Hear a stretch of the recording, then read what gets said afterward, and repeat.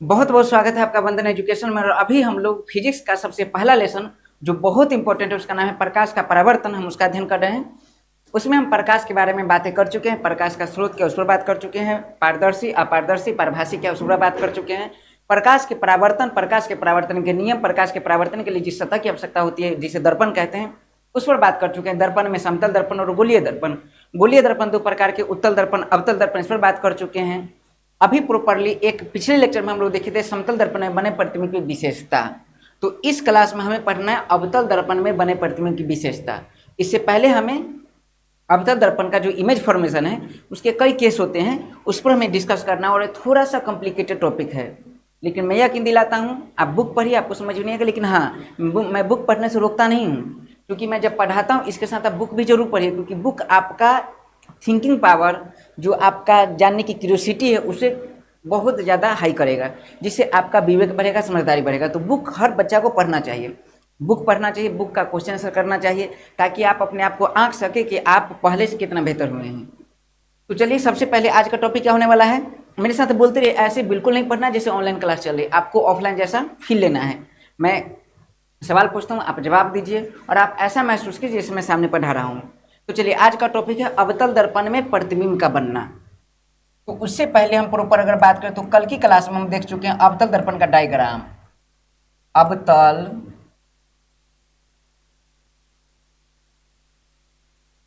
दर्पण का डायग्राम। और अवतल दर्पण का डायग्राम क्या है तो देखिए, हल्का सा रिवाइज कर लेता हूँ। सबसे पहले मान लीजिए कि एक दर्पण है, अभी तक दर्पण नहीं हुआ है। दर्पण तभी होगा जब इसका एक सतह हम क्या करेंगे, पेंट करेंगे। तो इस सतह को हमने क्या किया, पेंट किया। पेंट किसे किया जाता है बता चुका हूँ, AgNO3 चांदी का लेप होता है, इसीलिए इसे रजतित सतह भी कहते हैं। और जिधर से हम अपना चेहरा देख रहे हैं, इसका मतलब है चेहरा अगर दिख रहा है मतलब परावर्तन की घटना इधर होती होगी। यानी जिधर पेंट नहीं है उधर तो अपना चेहरा हम देखेंगे, और उधर देखते हैं तो इस सतह को कहते हैं परावर्तक सतह।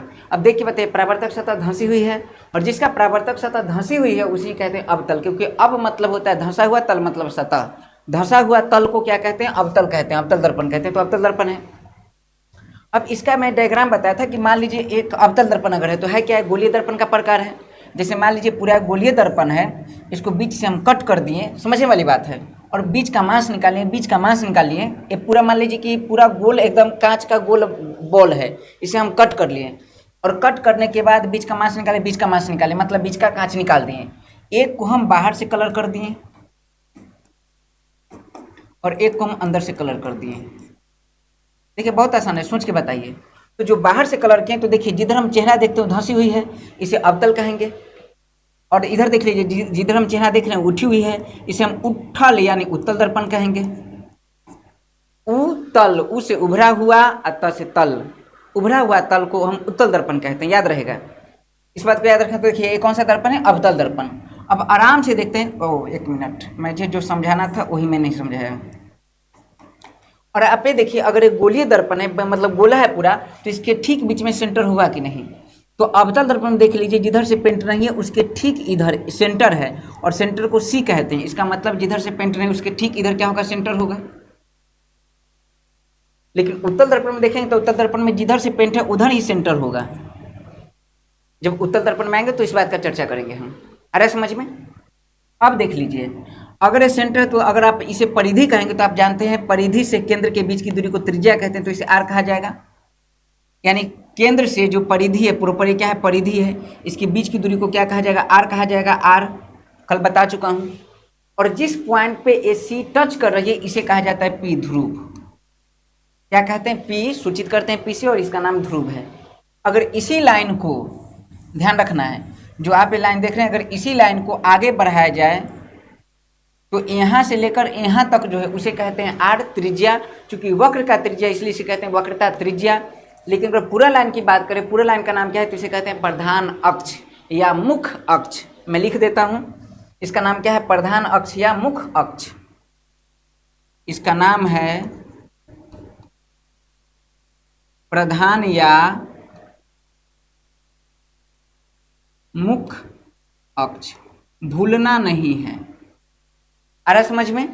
इसका नाम प्रधान अक्ष या मुख अक्ष। इसका नाम है वक्रता केंद्र, कल बता चुका हूँ इसका नाम क्या है, वक्रता केंद्र। इसका नाम यहाँ से लेकर यहाँ तक ये त्रिज्या है, इसलिए इसका नाम है वक्रता त्रिज्या, इसे आर से सूचित करते हैं।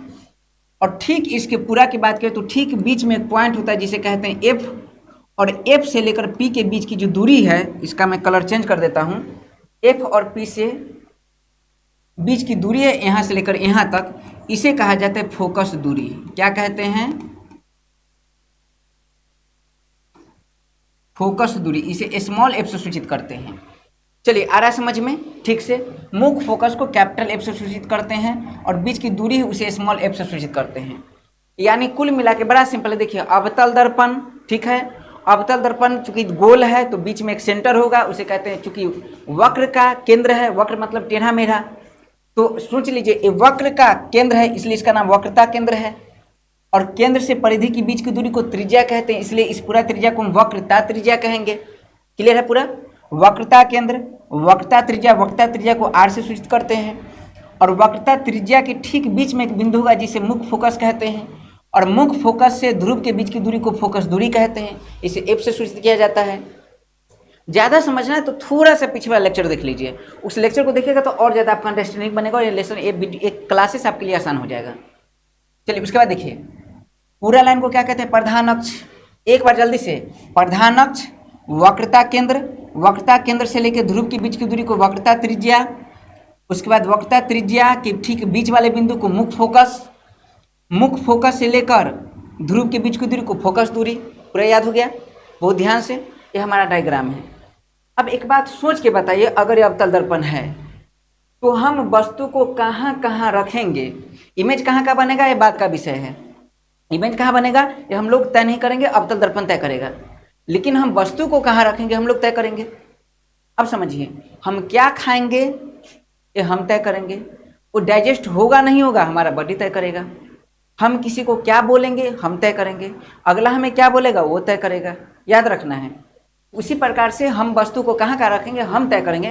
तो हम क्या क्या तय कर सकते हैं, एक बात बता रहा हूँ, यह क्या है, प्रधान अक्ष पूरा लाइन है, इसके ठीक अगर अंत की बात करें तो अंत में बिंदु होता है अनंत। अनंत क्या कि वक्रता केंद्र के ठीक बाद दिख रहा है, ये वक्रता केंद्र है, सी का मतलब वक्रता केंद्र, और वक्रता केंद्र के बाद कुछ हद तक वक्रता केंद्र के बाद वाला जगह है, लेकिन उसके बाद बहुत अनंत। जैसे मान लीजिए अवतल दर्पण यहाँ रखे और हम देखिए इसमें सूर्य का तस्वीर बन रहा है, सूर्य का प्रतिबिंब बन रहा है। अब बताइए सूर्य अवतल दर्पण के क्या वक्रता केंद्र के पास होगा क्या, कि बहुत दूर होगा, और जो बहुत दूर होगा तो हम कहेंगे सूर्य अवतल दर्पण से अनंत पर है। वस्तु को कहाँ रखा गया, अनंत पर रखा गया है, तो उसका इमेज कहाँ बनेगा बाद में देखेंगे, लेकिन वस्तु कहाँ है अनंत पर। तो हम वस्तु को कहाँ कहाँ रख सकते हैं, तो हम वस्तु को रख सकते हैं अनंत पर, पहला केस। अवतल दर्पण में वस्तु को कहाँ रखेंगे, अनंत पर रखेंगे, इस बात को याद कर लीजिए। चलिए कंप्लीट है। फिर कहाँ रख सकते हैं, मान लीजिए अनंत से हम धीरे धीरे वस्तु को मान लीजिए मैं क्रिस हो गया, ठीक है, अब मैं उड़ने लगा और मैं अवतल दर्पण को लेके और सूर्य के पास चला जाऊँ थोड़ा सा, तो जब जैसे जैसे मैं, याद रखिए मैं सूर्य को लेकर प्रॉपर ये सूर्य है और सूर्य को लेकर मैं जैसे जैसे आगे मैं अवतल दर्पण को लेकर जैसे जैसे सूर्य के पास जाऊंगा, तो आप क्या समझ रहे हैं, अवतल दर्पण जब नजदीक आएगी, क्लियर है, तो बताइए अवतल दर्पण जब नजदीक आएगी तो सूर्य अवतल दर्पण के करीब आ जाएगा, और जो अनंत पर था वो धीरे धीरे खिसक के कहाँ आएगा, पहले वक्रता केंद्र के पास। यानी जो वस्तु है वो एक तो अनंत पे है, और वस्तु को जब अवतल दर्पण में नजदीक लाया जाए तो कहाँ लाएंगे हम, अनंत और वक्रता केंद्र के बीच में भी एक जगह पे लाएंगे। जैसे ऐसे समझिए ना, एक चौक है अनंत चौक, यह है वक्रता केंद्र चौक, और यह है फोकस चौक, मुख्य फोकस चौक, और यह है ध्रुव चौक। तो वस्तु को कहाँ कहाँ रखेंगे, जैसे होता है ना कि हम फोन आता है कहाँ हो, तो हम बोल देते हैं कि सर इस चौक पे हैं, कोई चौक, जैसे मान लीजिए कि फलना चौक, चिलना चौक, ऐसे नाम रख दीजिए, तो हम पहले फलना चौक है, फिर चिलना चौक है, फिर उलना चौक है, तो कहाँ हो तो हम बोल देंगे फलना चौक पे। फिर कहाँ हो, थोड़ा देर बाद आगे बढ़े तो हम बोलेंगे फलना चौक और चिलना चौक के बीच में। फिर कहाँ हो तो चिलना चौक पे। फिर कहाँ हो, चिलना चौक और उलना चौक के बीच में। फिर कहाँ हो, उलना चौक पे। वैसे ही देखिए वस्तु को कहाँ रखेंगे, पहले अनंत पर, फिर अनंत और सी के बीच में, फिर कहाँ रखेंगे, सी पर, फिर सी और एफ के, सॉरी सी उसके बाद क्या है, एफ है, कंप्लीट याद रखना, इसे हम कहते हैं आर, इसे हटा दीजिए अभी, सी और एफ के बीच में। और फिर कहाँ रखेंगे, फिर रखेंगे एफ पर। जैसे देखिए अनंत पर, अनंत और सी के बीच में, फिर अनंत, फिर सी पर, और सी और एफ के बीच में, फिर एफ पर, और एफ और पी के बीच में, और पी पर रखेंगे क्या, आप अवतल दर्पण में नाक सटा के मुँह देखते हैं क्या, नहीं दिखता है, क्योंकि कम से कम देखने के लिए हमारी आंखों से वस्तु की दूरी कम से कम 25 सेंटीमीटर होनी चाहिए। आ रहा समझ में? क्लियर है? तो हम वस्तु को कहाँ कहाँ रखें? क्लियर हो गया? सबसे पहले बोलिए अनंत पे, अनंत के बाद अनंत और सी के बीच में, सी मतलब वक्रता केंद्र, यानी अनंत और वक्रता केंद्र के बीच में, फिर वक्रता केंद्र पर, फिर वक्रता केंद्र और मुख्य फोकस के बीच में, फिर मुख्य फोकस पर, फिर मुख्य फोकस और ध्रुव के बीच में। इतना केस आपको याद रखना है और ये आपको भी याद हो जाएगा, कई बार हम लोग पढ़ेंगे। अब एक बात समझिए, ठीक है हम रख देंगे, इमेज कैसे बनेगा? तो याद रखना है साइंस नियम से चलता है। साइंस का एक नियम है, जैसे जीवन का एक गणित है, जो जन्म लिया उसे मरना पड़ेगा, वैसे ही साइंस का एक गणित है, अवतल दर्पण का गणित है अपना, इसका एक अपना नियम है और वो नियम आपको फॉलो करना पड़ेगा। तो हम रे डायग्राम है, किरण आरेख, उसको खींच पाएंगे। बहुत टफ होता है, प्रॉपर्ली अगर बात करें तो बहुत ज़्यादा टफ होता है ये, इसीलिए कुछ ट्रिक है, वो ट्रिक भी हम देंगे जिससे आप याद रखेंगे और एग्जाम में सवाल का ऑब्जेक्टिव सवाल आता है वो क्लियर कर लेंगे, कॉम्पिटिटिव एग्जाम में सवाल आता है वो बना लेंगे। तो सबसे पहले अवतल दर्पण में क्या हम पढ़ने वाले अभी? अवतल दर्पण में प्रतिबिंब का बनना। अवतल दर्पण में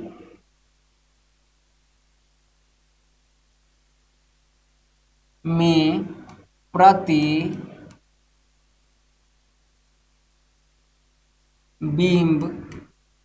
का बनना, एकदम आराम से। और देखिए हम लोग कैसे पूरा का पूरा एकदम समझ जाते हैं और इतना बढ़िया समझ लेंगे कि आप फिजिक्स किसी को कहेंगे बैठो और समझाना चालू कर देंगे। तो चलिए अवतल दर्पण प्रतिबिंब का बनना, तो प्रतिबिंब बनने के लिए अब बताइए अवतल दर्पण में कितने वस्तु को कहाँ कहाँ रखा जा सकता है? तो 1 2 3 4 5 6 जगह, यानी केस कितने होंगे? 6। अब वस्तु को रखेंगे तो प्रतिबिंब अगर वस्तु को अगर 6 जगह रखें तो प्रतिबिंब कितने जगह बनेगा? 6 जगह। तो आपको 6 केस पढ़ना है और 6 केस पढ़ने के लिए आपको 4 नियम याद रहना चाहिए और 4 नियम बहुत आसान है, भी रटा रटा के आपके दिमाग में सटा दूंगा, बहुत आसान है। चलिए घबराइए नहीं, इसे हम फिर बनाएंगे। अवतल दर्पण में प्रतिबिंब का बनना, तो सबसे पहला नियम आपको याद रखना है कि अवतल दर्पण में, जैसे ए क्या है?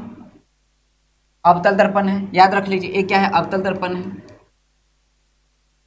और अवतल दर्पण में ए क्या है? मुख्य अक्ष है या प्रधान अक्ष है।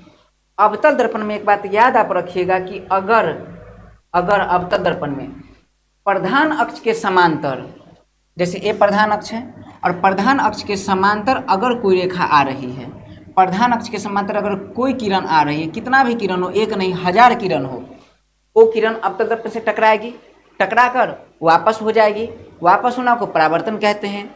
यानी प्रधान अक्ष के अगर ये समांतर है, प्रधान अक्ष के अगर ये समांतर है तो आप जानते हैं अवतल दर्पण है, अवतल दर्पण के ठीक इधर क्या होगा? सी होगा अवतल दर्पण, और इधर क्या होगा? पी होगा, और अवतल दर्पण के ठीक बीच में क्या होगा? एफ होगा।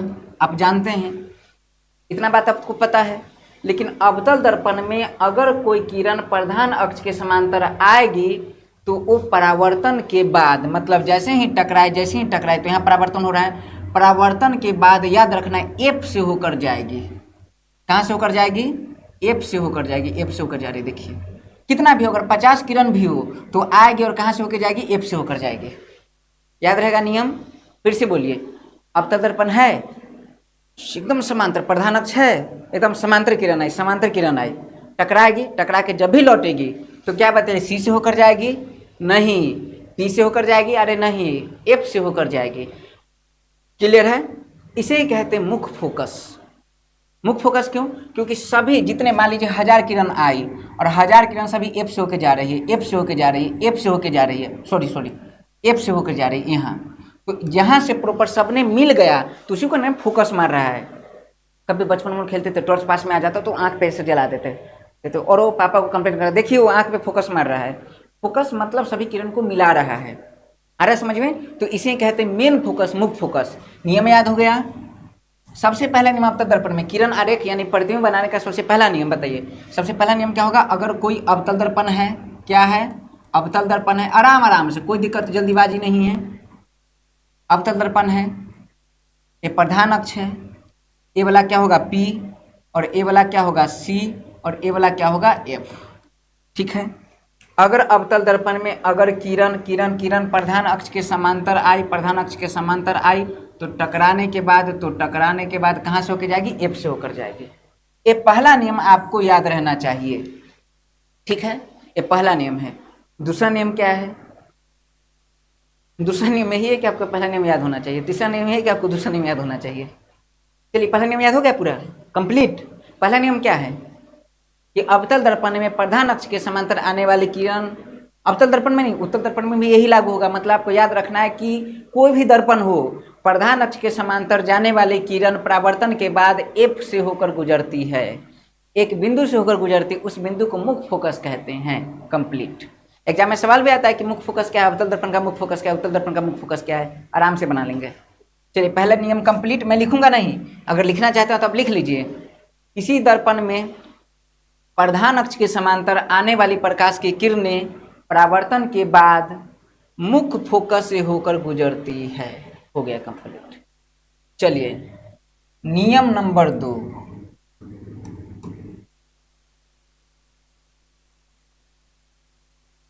यह है अवतल दर्पण।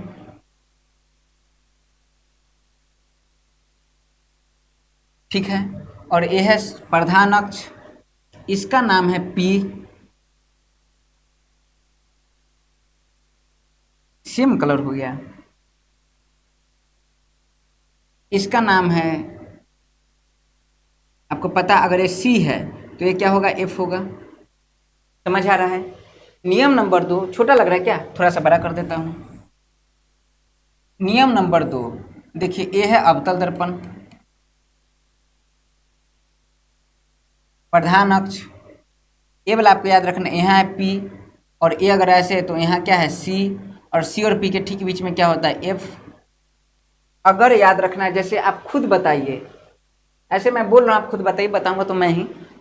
ये अवतल दर्पण है, प्रधान अक्ष के समांतर आने वाली किरणें परावर्तन के बाद एफ से होकर गुजरते हैं। आपको नींद में याद होना चाहिए, नींद में एकदम लगना चाहिए। अवतल दर्पण में प्रधान अक्ष के समांतर आने वाली किरणें परावर्तन के बाद मुख्य फोकस होकर गुजरती है। बात कंप्लीट।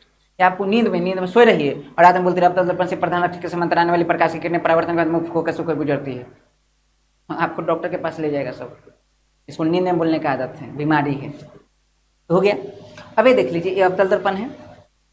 जैसे कंडीशन है कि अगर प्रधान अक्ष के समांतर होगी तो एफ से होकर गुजरेगी। लेकिन अगर आपसे पूछे कि मान लीजिए कोई किरण अगर एफ से होकर गुजर रही है, ऐसे, मतलब टॉर्च को ना हम यहां लगा दें, यहां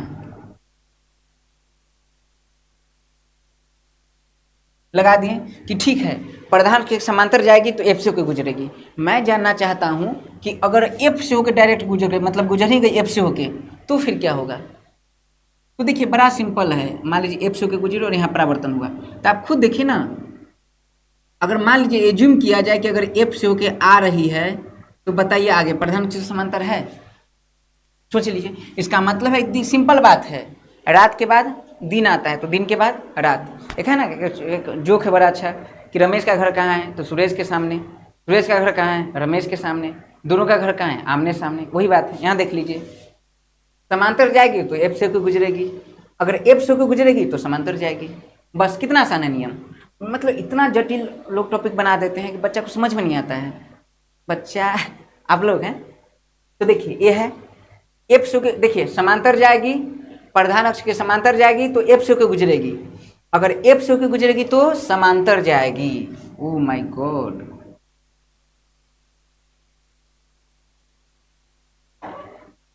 देखिए, समांतर है, यानी दूसरा नियम, नियम नंबर 2, नियम मतलब वो एक ही है कि प्रधान अक्ष के समांतर रहेगी तो एफ से होके जाएगी, एफ से होके जाएगी तो समांतर जाएगी। बात खत्म। 2 नियम याद हो गया आपको। नियम नंबर 3,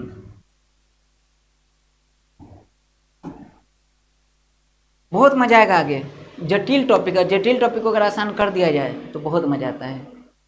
यकीन नहीं है तो क्लास रोक लीजिए, पहले कहीं कहीं पढ़ने का प्रयास कीजिए, समझ में आ जाए अच्छी बात है, बहुत अच्छी बात है। समझ में ना आए फिर मेरे पास आइए, क्योंकि जटिल टॉपिक में कंसेप्ट है, जहाँ जाइएगा हमें पाइएगा, हमें छोड़ के कहाँ जाइएगा। इसलिए लगाते रहिए सूरज मलहम। देखिए, ठीक है, ये आगे देखिए, ये ठीक है, ये है अवतल दर्पण।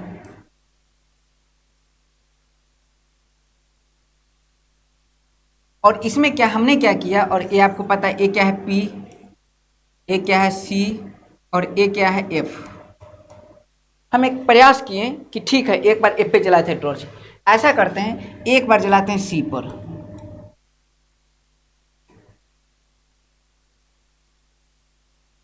सी से जाएगी तो कहाँ जाएगी बताइए, समांतर हो जाएगी क्या?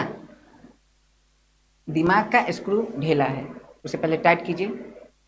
चलिए अब देखिए, अगर सी पर जाएगी तो बहुत आराम से, मैं कह रहा हूँ बहुत आराम से कह रहा हूँ, अगर कोई प्रकाश की किरणें सी से वक्रता केंद्र से होकर गुजरेगी तो बिल्कुल उसी एंगल पर रिफ्लेक्ट हो जाएगी, उसी लाइन पर। क्योंकि सी से जाने वाली किरणें, याद रखना है, सी से जाने वाली किरणें मतलब 180 डिग्री का एंगल बना रही है, और 100 मतलब सॉरी 90 डिग्री का एंगल बना रही है, 0 डिग्री का एंगल बना रही है, तो 0 डिग्री का एंगल मतलब उसी पर रिटर्न हो जाएगी। तो याद रखना है चीज़ें, 180 डिग्री का एंगल सीधा होता है पूरा, 0 डिग्री का भी सीधा होता है, मतलब दोनों किरणें के बीच 0 डिग्री का एंगल बनता है वक्रता केंद्र पर। तो चलिए सबसे पहले याद रखिए, समांतर जाएगी तो एफ से होकर गुजरेगी, एफ से होकर जाएगी तो समांतर गुजरेगी, और अगर सी से जाएगी, कहाँ से जाएगी, सी से जाएगी तो सी पर आएगी, सी से जाएगी सी पर आएगी, सी से जाएगी सी पर आएगी, सी से जाएगी सी पर आएगी, याद कर लीजिए। कंप्लीट हो गया। अब रूल नंबर 4, वो कितना रूल है, रूल नंबर 4 बड़ा आसान है। देखिए एफ से गुजार दिए, सी से गुजार दिए, अब बचा है पी, ये है अवतल दर्पण,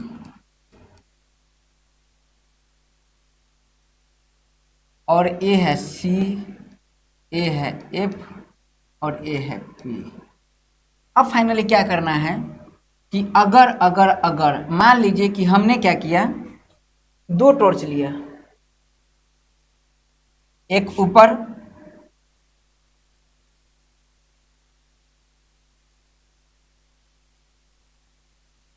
एक नीचे, टॉर्च एक ही हो तो क्या करेंगे, मतलब एक ही टॉर्च हो तो क्या करेंगे, 2 टॉर्च लेना जरूरी जरूरी है।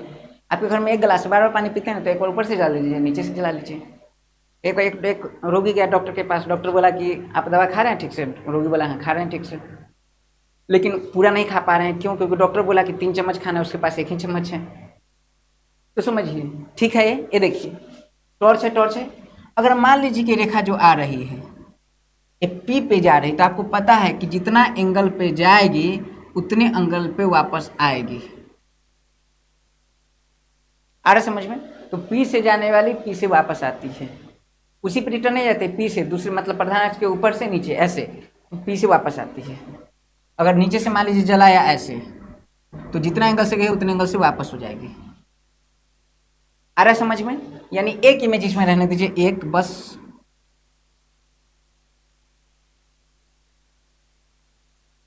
नहीं रह पाएगा। चलिए आप समझ गए ना पूरा, जितना एंगल से आएगी उतनी एंगल से जाएगी, बस इस बात को याद रखिए। चारों नियम याद हो गया, एक बार स्पीड में देख लेते हैं एक ही में। अवतल दर्पण है, प्रधान अक्ष है, समांतर जाने वाली किरणें एफ से होकर गुजरती है, एफ है, क्लियर है? अच्छा दूसरा बात, एफ से होकर जाने वाली किरणें समांतर हो जाती है, हो गया। तीसरा बात, सी से जाने वाली किरणें सी पर ही वापस आ जाती है, बात कंप्लीट। चौथा बात, यहाँ पी है, याद रखना है पी पर जाने वाली किरणें पी से उतने एंगल के साथ वापस हो जाती है। क्या है इसमें? कुछ नहीं। नियम 4 कंप्लीट। अब नियम नंबर 5, कितना नियम है आप तो बता दें, 4 ही नियम याद रखना है। नियम नंबर 5 है कि आपको 4 नंबर याद रखना है, चारों नियम याद रखना है। सबसे आसान, सबसे आसान क्या है? नियम नंबर 5। अगर आपसे पूछ नियम नंबर 5 बताइए, तो नियम नंबर 5 है कि 1 नंबर नियम, 2 नंबर नियम, 3 नंबर नियम और 4 नंबर नियम याद रखना है, हो गया। चलिए तो कुल मिला के मैं बताऊं तो आपको अगर ये नियम याद है तो आपको मतलब आपके सामने जितनी भी सवाल आएंगे यहाँ से सवाल आप बना लेंगे, ड्रॉ कर लेंगे। उसके बाद एक ऐसा ट्रिक बताऊंगा जो आपको मजा आ जाएगा। अब हम करते हैं क्या, ये हो गया। अब देखते हैं अगले स्लाइड में क्या है, अवतल दर्पण में प्रतिबिंब का बनना। तो सबसे पहले हम लिखते हैं फर्स्ट केस,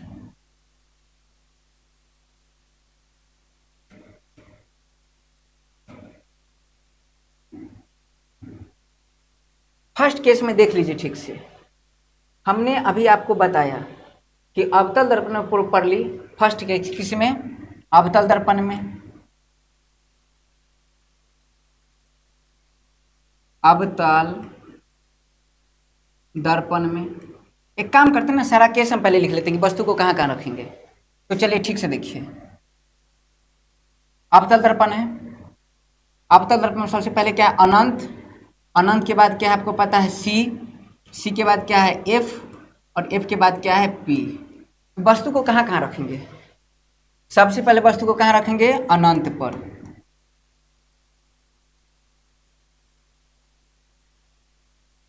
फिर वस्तु को कहाँ रखेंगे, अनंत पर वस्तु को रख दिए, मतलब हम नहीं रखेंगे, अनंत पर प्रॉपर होता है वस्तु। चलिए मान लीजिए कि अनंत पर वस्तु को रख दिए, अनंत के बाद कहाँ रखेंगे, अनंत और सी के बीच में। इसका मतलब अनंत तो कहते हैं इसे, और इसे क्या कहते हैं, वक्रता केंद्र। तो अनंत और वक्रता केंद्र के बीच में कह सकते हैं, मैं लिखता हूं ऐसे, अनंत और वक्रता केंद्र के बीच में। लेकिन ये वर्ड ठीक नहीं फिजिक्स की भाषा में, इसलिए अनंत और वक्रता केंद्र के बीच में न लिख के इसे कहा जाता है वक्रता केंद्र के परे या वक्रता केंद्र से बाहर।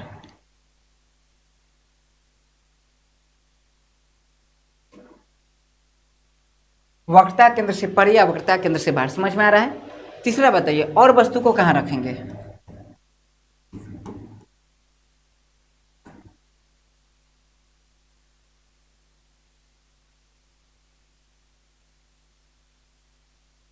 वक्रता केंद्र पर। चौथा देख लीजिए, और वस्तु को कहाँ रखेंगे, वक्रता केंद्र और मुख्य फोकस के बीच में।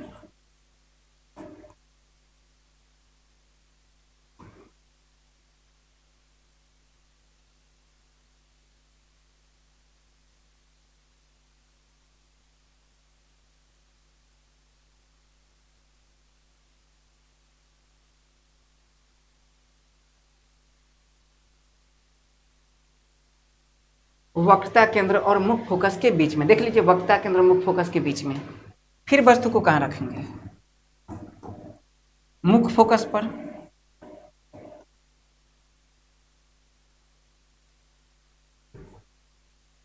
यही तो है मुख्य फोकस। और वस्तु को कहाँ रखेंगे, जैसे देखिए वक्रता केंद्र पे रख दिया हमने, वक्रता केंद्र के बाद सी और एफ यानी वक्रता केंद्र और मुख्य फोकस के बीच में, वक्रता केंद्र और मुख्य फोकस के बीच में, इसके बाद मुख्य फोकस पर, और मुख्य फोकस और ध्रुव के बीच में।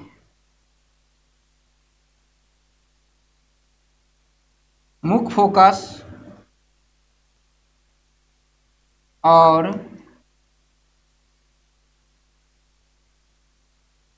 ध्रुव के बीच। कुल मिला के हमारा टॉपिक हो गया कंप्लीट। मतलब ये टॉपिक जो है, यानी वस्तु कहाँ रखेंगे, आपको पूरा एकदम कंप्लीट हो चुका है। अब इमेज कैसे बनेगा, तो इसको ध्यान में रख के, और अभी जो जस्ट पढ़े हैं नियम, इस नियम को ध्यान में रखें। अगर नियम समझ में नहीं आया, नियम याद नहीं हुआ, तो फिर बहुत मुश्किल होगा समझना। दोनों अगर याद हो गया है, दोनों समझ में आ गया, तो फिर आगे का रास्ता हम क्लियर करेंगे। तो चलिए हम लोग अब प्रतिबिंब बनाते हैं। तो इमेज फॉर्मेशन में सबसे पहले देखेंगे फर्स्ट केस।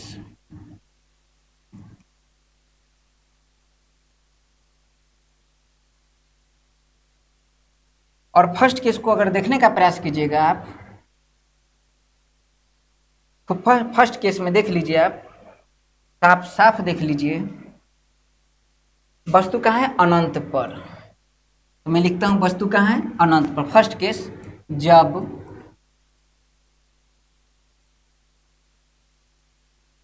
वस्तु अनंत पर हो। अब बनाते हैं, कितना आसान है देख लीजिए। सबसे पहले अवतल दर्पण,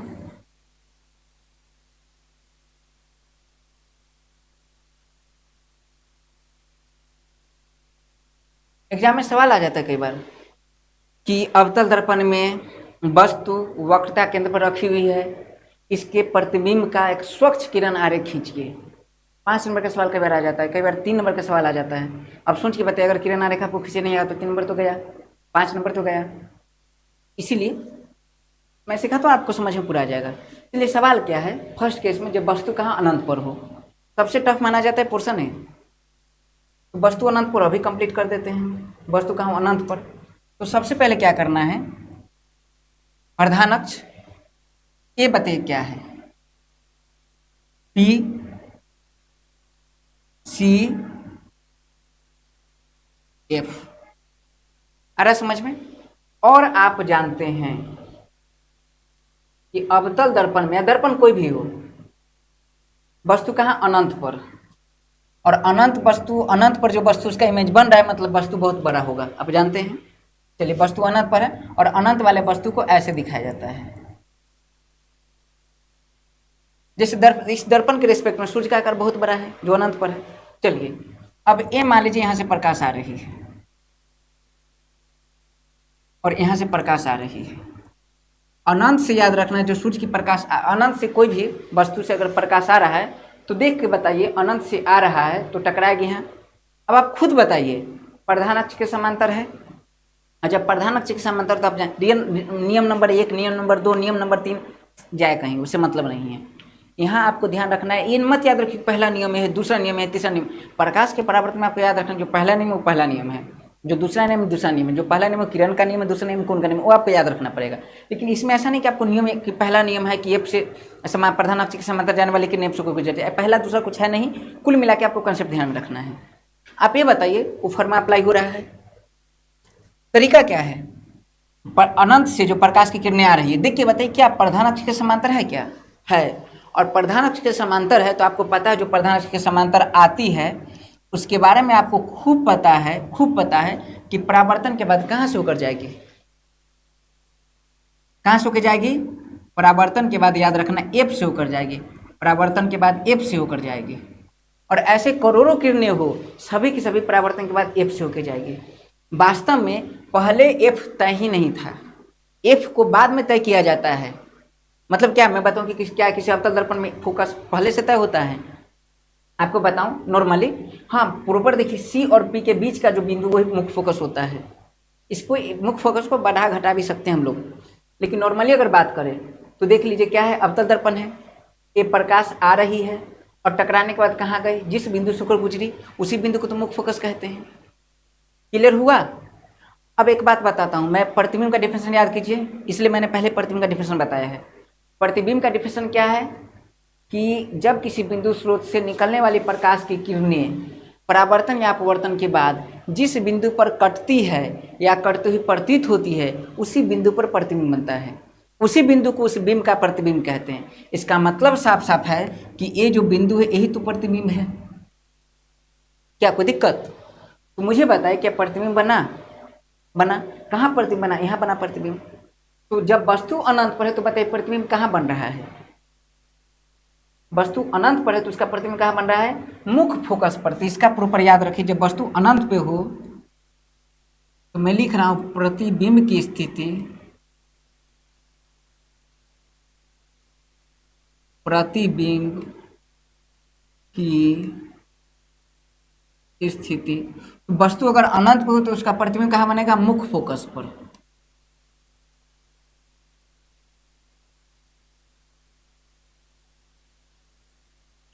कंप्लीट, कोई डाउट। अब आप खुद सोच के बताइए, प्रतिबिंब तो मुख्य फोकस बनेगा, प्रतिबिंब के आकार के बारे में आपको क्या कहना है, वस्तु इतना बड़ा, उसका प्रतिबिंब देखिए इतू सा छोटा सा, इतू सी हंसी देखिए कितना छोटा बना। तो जितना इतना बड़ा वस्तु है, विशाल वस्तु है, और उसका प्रतिबिंब एकदम छोटा बन रहा है। तो इसीलिए हम लिखेंगे प्रतिबिंब की स्थिति और प्रतिबिंब के आकार में याद रखिए, आकार क्या होगा, छोटा या बहुत छोटा। याद रखना है बहुत छोटा, बहुत छोटा क्या लिखिए, सबसे छोटा। यानी अवतल दर्पण में जितने भी प्रतिबिंब बनती है उसमें सबसे छोटी प्रतिबिंब यही है। क्लियर है। जैसे जैसे आप नजदीक जाएंगे वैसे वैसे इसका प्रतिबिंब का आकार बढ़ता जाएगा। कंप्लीट है। तो ये तो सबसे दूर है और सबसे दूर है तो प्रतिबिंब का आकार सबसे छोटी। क्लियर है, कोई डाउट है, सारा डाउट आउट हुआ।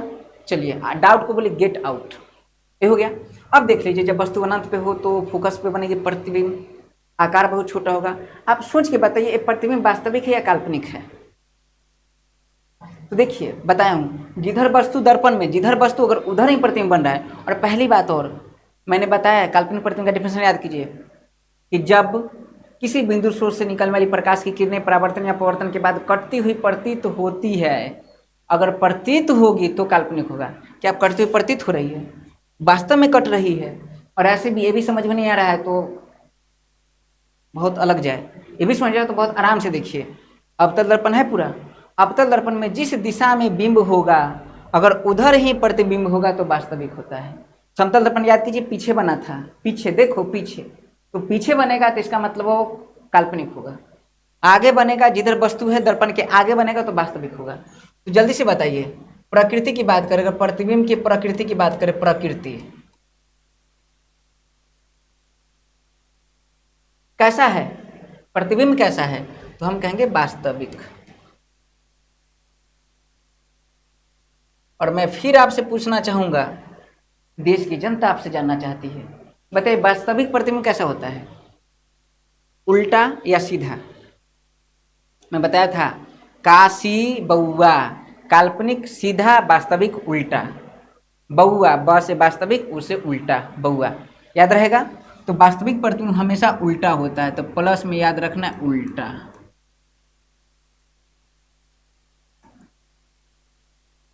चलिए कंप्लीट, कोई डाउट? अब थोड़ा सा हम लोग आवर्धन भी देख लेंगे, आवर्धन देखते जाएंगे।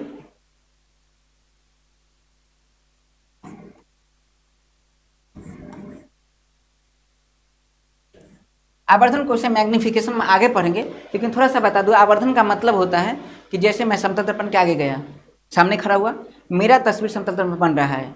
अब फोटो को, जो मेरा तस्वीर बना है, फोटो बना है, उस जो प्रतिबिंब बना है, उस प्रतिबिंब का आकार देखिए कितना है।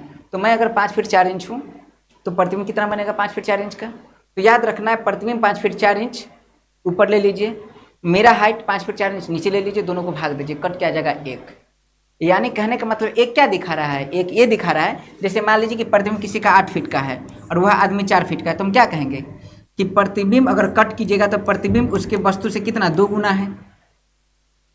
मेरा हाइट 5 फीट 4 इंच जो भी है, मान लीजिए 5 फीट है, और 5 फीट मेरा हाइट है, प्रतिबिंब 5 फीट का बना, कट के क्या आ गया, 1। अगर 1 गुना आ गया, 1 गुना का क्या मतलब, दोनों बराबर है। तो आवर्धन हमेशा यह दिखाता है कि किसी वस्तु से उसका प्रतिबिंब कितना गुना बड़ा या छोटा है। तो आप देख के बताइए कितना गुना बड़ा है, छोटा नहीं, कितना गुना बड़ा है, ये दिखा रहा है। तो आप सोच के बताइए प्रॉपर। तो आवर्धन का मतलब होता है ऊपर प्रतिबिंब का हाइट, हाइट ऑफ इमेज, और बटा हाइट ऑफ ऑब्जेक्ट। तो हाइट ऑफ इमेज, ऊपर हाइट ऑफ इमेज होगा, तो प्रतिबिंब को बताइए तो आकार बहुत छोटा है कि नहीं है, बहुत छोटा है। मान लीजिए प्रतिबिंब का आकार 1 फीट है और बिंब का आकार कितना है, तो बिंब का हाइट मान लीजिए 100 फीट है, तो उसके रेस्पेक्ट में तो बहुत छोटा है।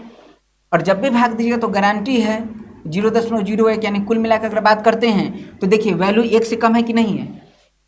तो इस स्थिति में जब वस्तु अनंत पे हो तो इस स्थिति में आवर्धन का मान 1 से कम होता है। आ रहा समझ में, क्या होता है, 1 से कम होता है। और एक बात ऐसे बता दो तो अभी याद रखिएगा, किसी को बताइएगा नहीं, अभी बता रहा हूँ कि प्रकृति वास्तविक की बात कीजिए, जब भी किसी दर्पण का प्रतिबिंब अगर वास्तविक होगा तो वास्तविक हमेशा निगेटिव होता है, उसका आवर्धन हमेशा निगेटिव में होता है। तो बताइए आवर्धन अभी याद कर लीजिए, बाद में प्रूफ करूंगा ऐसा क्यों होता है। तो बताइए अवतल दर्पण का आवर्धन क्या होगा, आवर्धन किस चीज में होगा, निगेटिव में। यानी जिस चीज का आवर्धन निगेटिव में होता है उसका प्रतिबिंब हमेशा वास्तविक होगा, जिसका आवर्धन पॉजिटिव में होता है उसका प्रतिबिंब हमेशा काल्पनिक होगा। इसलिए समतल दर्पण का आवर्धन हमेशा प्लस होता है, क्योंकि प्लस दिखाता है कि प्रतिबिंब काल्पनिक है, निगेटिव माइनस दिखाता है कि प्रतिबिंब वास्तविक है। और हमेशा अवतल दर्पण का आवर्धन निगेटिव नहीं होगा, चेंज भी होगा आगे जब क्योंकि अवतल दर्पण तो हर टाइप का तस्वीर बनाता है, कल बताया हूं मैं सभी टाइप का। जैसे याद कीजिए, समतल दर्पण काल्पनिक, उसका ट्रिक बताया था, उत्तल दर्पण समतल दर्पण हमेशा काल्पनिक बनाएगा और अवतल दर्पण हर टाइप का बनाएगा। इसलिए जीवन में जब भी बनो तो अवतल दर्पण जैसा बनो, जैसा स्थिति वैसा बना देता है प्रतिबिंब। तो यहाँ इस स्थिति में बताइए, जब प्रकृति वास्तविक है तो वास्तविक है तो उसका आवर्धन क्या होगा, माइनस में होगा। अरे समझ में, जब फोटो वास्तविक है तो आवर्धन क्या होगा, माइनस में होगा। और याद रखिए यहां आवर्धन क्या होगा, 1 से कम होगा।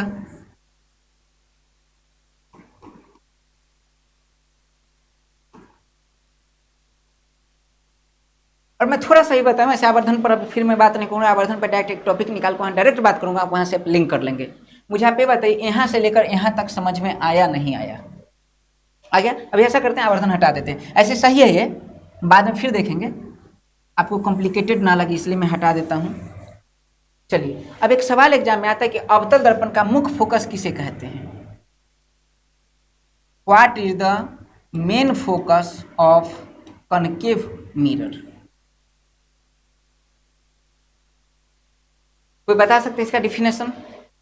देखिए, जब किसी अवतल दर्पण के सामने अनंत से आने वाली प्रकाश की किरणें, या किसी अवतल दर्पण में वही बात है, प्रधान अक्ष के समांतर आने वाली प्रकाश की किरणें, किसी अवतल दर्पण में प्रधान अक्ष के समांतर आने वाली प्रकाश की किरणें परावर्तन के बाद जिस बिंदु से होकर गुजरती है, उस बिंदु को अवतल दर्पण का मुख्य फोकस कहते हैं। आसान है, हार्ड है? संदीप महेश्वरी जैसा बोलिए, आसान है। चलिए, हो गया एक कंप्लीट। आपके एग्जाम में सवाल आएगा मुख्य फोकस क्या है, तो मैं जो भी डिफिनेशन बोला उसे लिख लीजिए। भी आई है। अच्छा, क्या दो ही किरण आएगा? कम से कम 2 याद रखना है, 2, तभी तो कट करेगा तभी तो इमेज को पता चलेगा।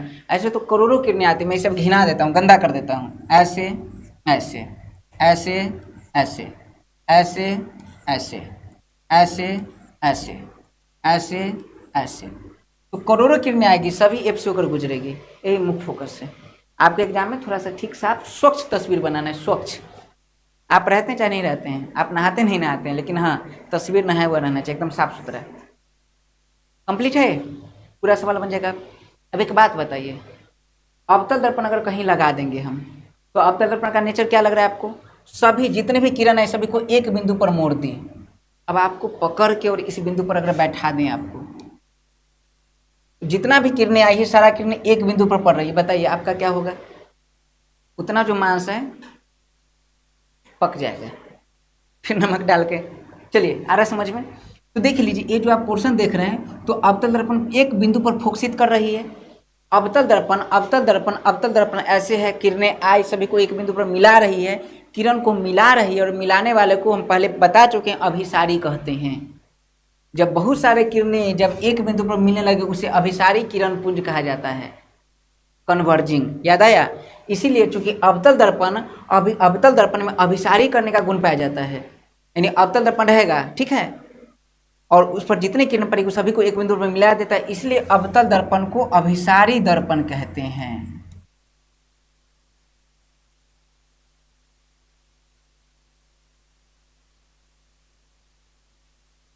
लेकिन ऐसे है, ऐसे अवतल दर्पण ऐसे है प्रॉपर, ऐसे तो आएगा आएगा आएगा, टकरा के एक बिंदु पर मिल जाएगा, और वही उठल रहता है ऐसे। तो देखिए ना, जो मारेगा ऐसे फैल गया कि नहीं? तो उत्तल दर्पण फैलाने का काम करता है, इसलिए उसे अपसारी दर्पण कहेंगे। अपसारी दर्पण, दर्पण याद रखिएगा, दर्पण मतलब, और लेंस में उल्टा हो जाएगा ये, तो याद रखना है अवतल दर्पण को अभिसारी और उत्तल दर्पण को अपसारी, ठीक है?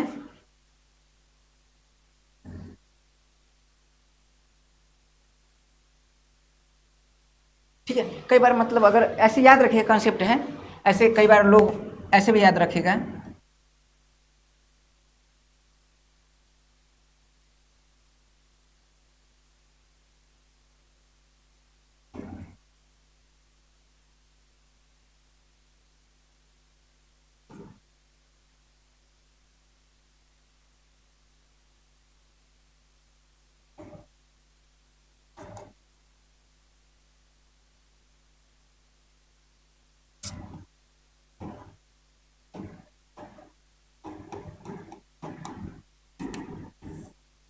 कई लोग महान होते हैं, बहुत महान, दिमाग नहीं लगा पाते हैं, पूरा मैं समझा दिया फिर भी कहेंगे कि याद नहीं रहता है।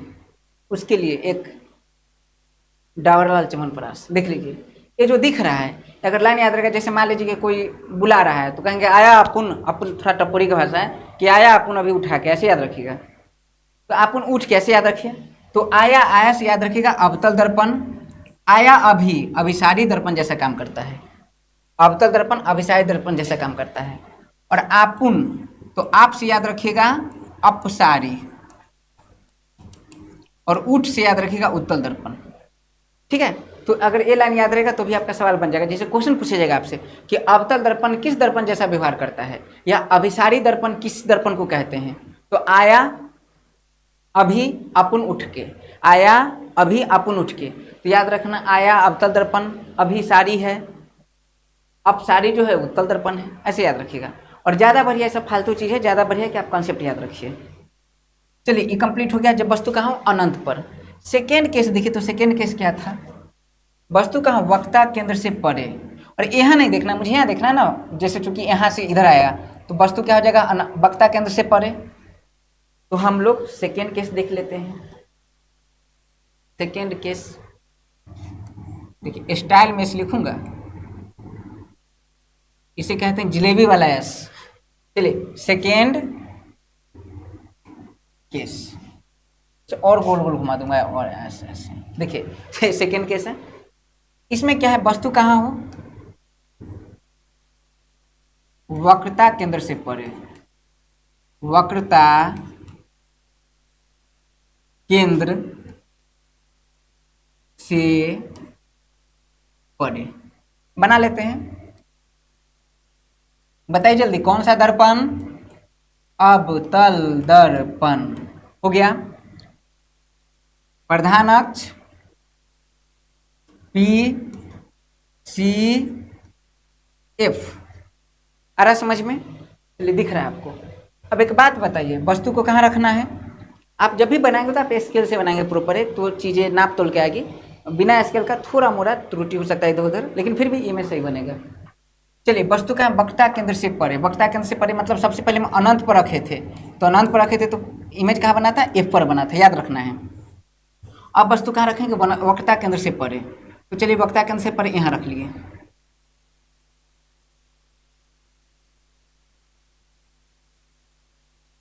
रख लिए, आसान है, बस देखते रहिए आपको समझ में आ जाएगा। अब बताइए, वक्ता केंद्र से परे प्रॉपर तो क्या, एक तो किरण जाएगी सीधी, और आपको पता है प्रधान अक्ष के समांतर अगर किरण जाएगी तो कहाँ से होकर आएगी, एफ से होकर गुजरेगी। ठीक है, और अब क्या करें, चूंकि अब देख लीजिए प्रॉपर अनंत पे नहीं है, तो वस्तु तो थोड़ा नजदीक है, सी के पास है। अब क्या होगा प्रॉपर, तो एक बात याद आपको रखना है कि जब भी ऐसा हो, आपको इमेज किनारे खींचना हो, तो जिस बिंदु पर वस्तु हो उसकी ठीक बाद वाला जो पॉइंट है वहां से आपको किरण गुजार देना है। जैसे इसके बाद वाला पॉइंट क्या है, सी है, तो सी से किरण गुजार दीजिए। अगर सी पर वस्तु होता तो इसके बाद वाला पॉइंट क्या है, एफ, एफ से किरण गुजार देते हैं। अगर एफ पे होता तो इसके बाद वाला पॉइंट क्या है, पी, तो पी से किरण गुजार देते हैं। बड़ी आसान है, समझ में आ रहा है बात, अभी समझ में आ जाएगा, कुछ करके देखेंगे तो समझ में आ जाएगा। चलिए, तो हम क्या करेंगे, यहाँ एक तो बात ये हो गई, एफ से होके गुजरी, और एक दूसरा क्या किया, आप सी से होके गुजार दीजिए। और आप जानते हैं कि जो किरण सी से होकर, चूंकि ये जो बिंब है, इस बिंब से हजारों लाखों करोड़ों अरबों किरणें जा रही होगी, और हमें समझने के लिए दो किरण चाहिए। तो दो किरण जो ज़्यादा साफ साफ क्लियर बना उसे हम देख लेते हैं। हालांकि आप दूसरा किरण भी लेंगे तो इसी पॉइंट से होकर जाएगी वो, लेकिन ज़्यादा क्लियर, चूंकि हमारा नियम है, नियम से क्लियर होगी। तो चलिए बताइए, जब वस्तु कहाँ, वक्ता केंद्र पर, तो एक किरण तो सीधे जाएगी और वो टकरा के एफ से होकर जाएगी, और सेकेंड किरण को हम क्या करेंगे, जहाँ वस्तु को उसके बाद वाला पॉइंट से खींच देंगे, हमें आसानी होगा ड्रॉ करने में, और वो ज़्यादा क्लियर ज़्यादा क्लीन आंसर देगा। अब बताइए, जो किरणें सी से होकर जाती है वो क्या करती है, क्या करती है, क्या करती है, क्या करती है, आपको पता है, सी से ही वापस हो जाती है। और जब सी से वापस हो जाएगी तो क्या होगी, सी से वापस हो जाएगी तो क्या होगा, सोच के बताइए। आपको पता है कि जब कोई किरणें परावर्तन के बाद जिस बिंदु पर कटती है या कटती हुई प्रतीत होती है वहाँ इमेज बनता है। तो देखिए, परावर्तन जब हुआ, यहाँ परावर्तन हुआ तो यहाँ से जा रही थी, यहाँ परावर्तन हुआ तो यहाँ से जा रही थी, तो इस बिंदु पे कटी ना, क्योंकि सी से जो किरणें आएगी सी पर ही तो वापस जाएगी। तो जाते टाइम यहाँ कटी है, जाते टाइम यहाँ कटी, यानी यहाँ प्रॉपर देख लीजिए, यहाँ इमेज बन रहा है, तो आपको फिर लगेगा अच्छा फिर बिंदु जैसे इमेज बना, नहीं, पहला जो था वो एफ पर ही था, तो हम कहें बिंदु जैसा। इमेज की लंबाई अगर देखना हो कि प्रतिबिंब में कितना बड़ा बना है, देखना तो देखना है, जैसे देखिए वस्तु कितना बड़ा है, तो हम क्या देख रहे हैं, प्रधान अक्ष से कितना उठा हुआ है, तो अगर इमेज देखना है तो हम देखेंगे प्रधान अक्ष से कितना दूर है, ये इमेज बना है।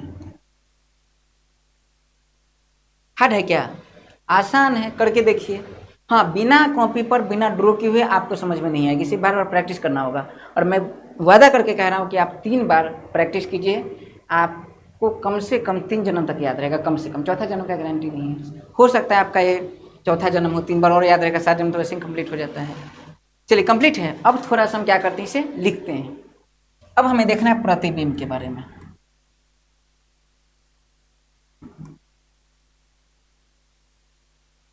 तो प्रतिबिंब में सबसे पहले हम क्या देखते हैं कि प्रतिबिंब कहाँ बन रही है, जल्दी से बताइए।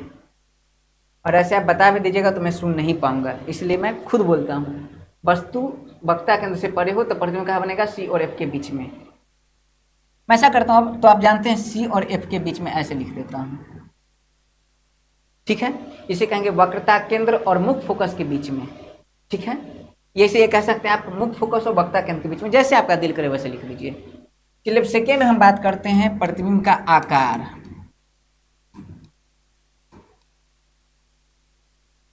जल्दी बताइए, पहले क्या था, सबसे छोटा। और देखिए वस्तु इतना बड़ा है, फोटो इतना छोटा बना है, बना है। तो सोच के बताइए, बहुत छोटा है नहीं है, तो हम कहेंगे बहुत छोटा है।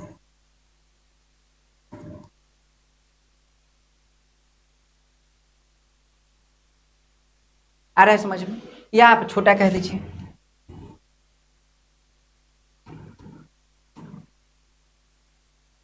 क्लियर है। और इसमें जो था सबसे छोटा, इसे मतलब सबसे छोटा, मतलब सबसे छोटा तो है ही, इसे हम बहुत छोटा भी कह सकते हैं।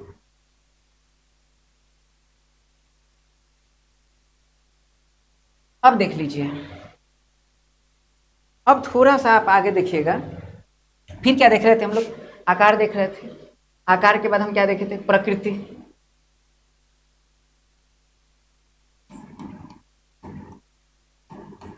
अब आप बताइए, मैं क्या बताऊं, मुझे तो आता है। प्रकृति क्या है, देखिए सबसे हार्ड टॉपिक इसलिए आराम आराम से पढ़ा रहा हूं, सही है। प्रकृति मतलब वास्तविक है कि काल्पनिक है, सीधा है कि उल्टा है। देखिए बताइए, जिस तरह वस्तु उधर ही, तो क्या होगा, वास्तविक। अंग्रेजी में लिखूं real, oh my God, REAL। Hindi में लिख देता हूं,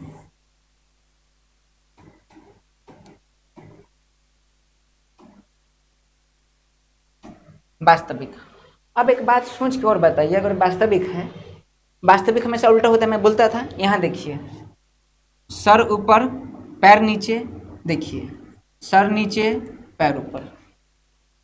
और फिर ये जो इमेज आप देख रहे हैं, इस इमेज को आपके दिमाग में आएगा कि अच्छा उल्टा बना तो फिर हमें सीधा क्यों दिखाई देता है, आएगा दिमाग में। और ऐसे ही बोलिएगा आप, मैं बताता हूँ। पहले लिख देता हूँ वास्तविक, और वास्तविक की बात क्या है, वास्तविक तो है क्योंकि उधर ही बन रहा है, और साथ में क्या, उल्टा है। याद रखिएगा, वास्तविक प्रतिबिंब हमेशा उल्टा बनता है। लेकिन इसकी खूबसूरती क्या है, हम देख रहे हैं प्रतिबिंब, जब उल्टा है तो हमें उल्टा क्यों नहीं दिख रहा है, सीधा क्यों दिख रहा है, आपके मन में सवाल आएगा। कुछ होंगे महारथी जिसके मन में बिल्कुल नहीं आया होगा कि क्यों सोचना सर, इतना बताएं जो एग्जाम में आ जाए, बस मैट्रिक में तो पास करना है, और बाकी जैसे काटे हैं जीवन वैसे आगे भी काट लेंगे। आ रहा समझ में। देखिए बहुत आसान बताता हूँ कि चीज़ सोचना चालू कीजिए। अगर याद रखें, दिमाग अगर आपके पास है तो सोचना चालू कीजिए, नहीं है फिर भी सोचना चालू कीजिए कि क्यों नहीं मेरे पास। तो आप अगर देखते हैं प्रकृति वास्तविक उल्टा है, तो थोड़ा सा हम लोग दिमाग लगाते हैं कि इसे हम सीधा क्यों देखते हैं, क्योंकि हमारी आँख में रेटिना है, और रेटिना पर प्रतिबिंब बनता है।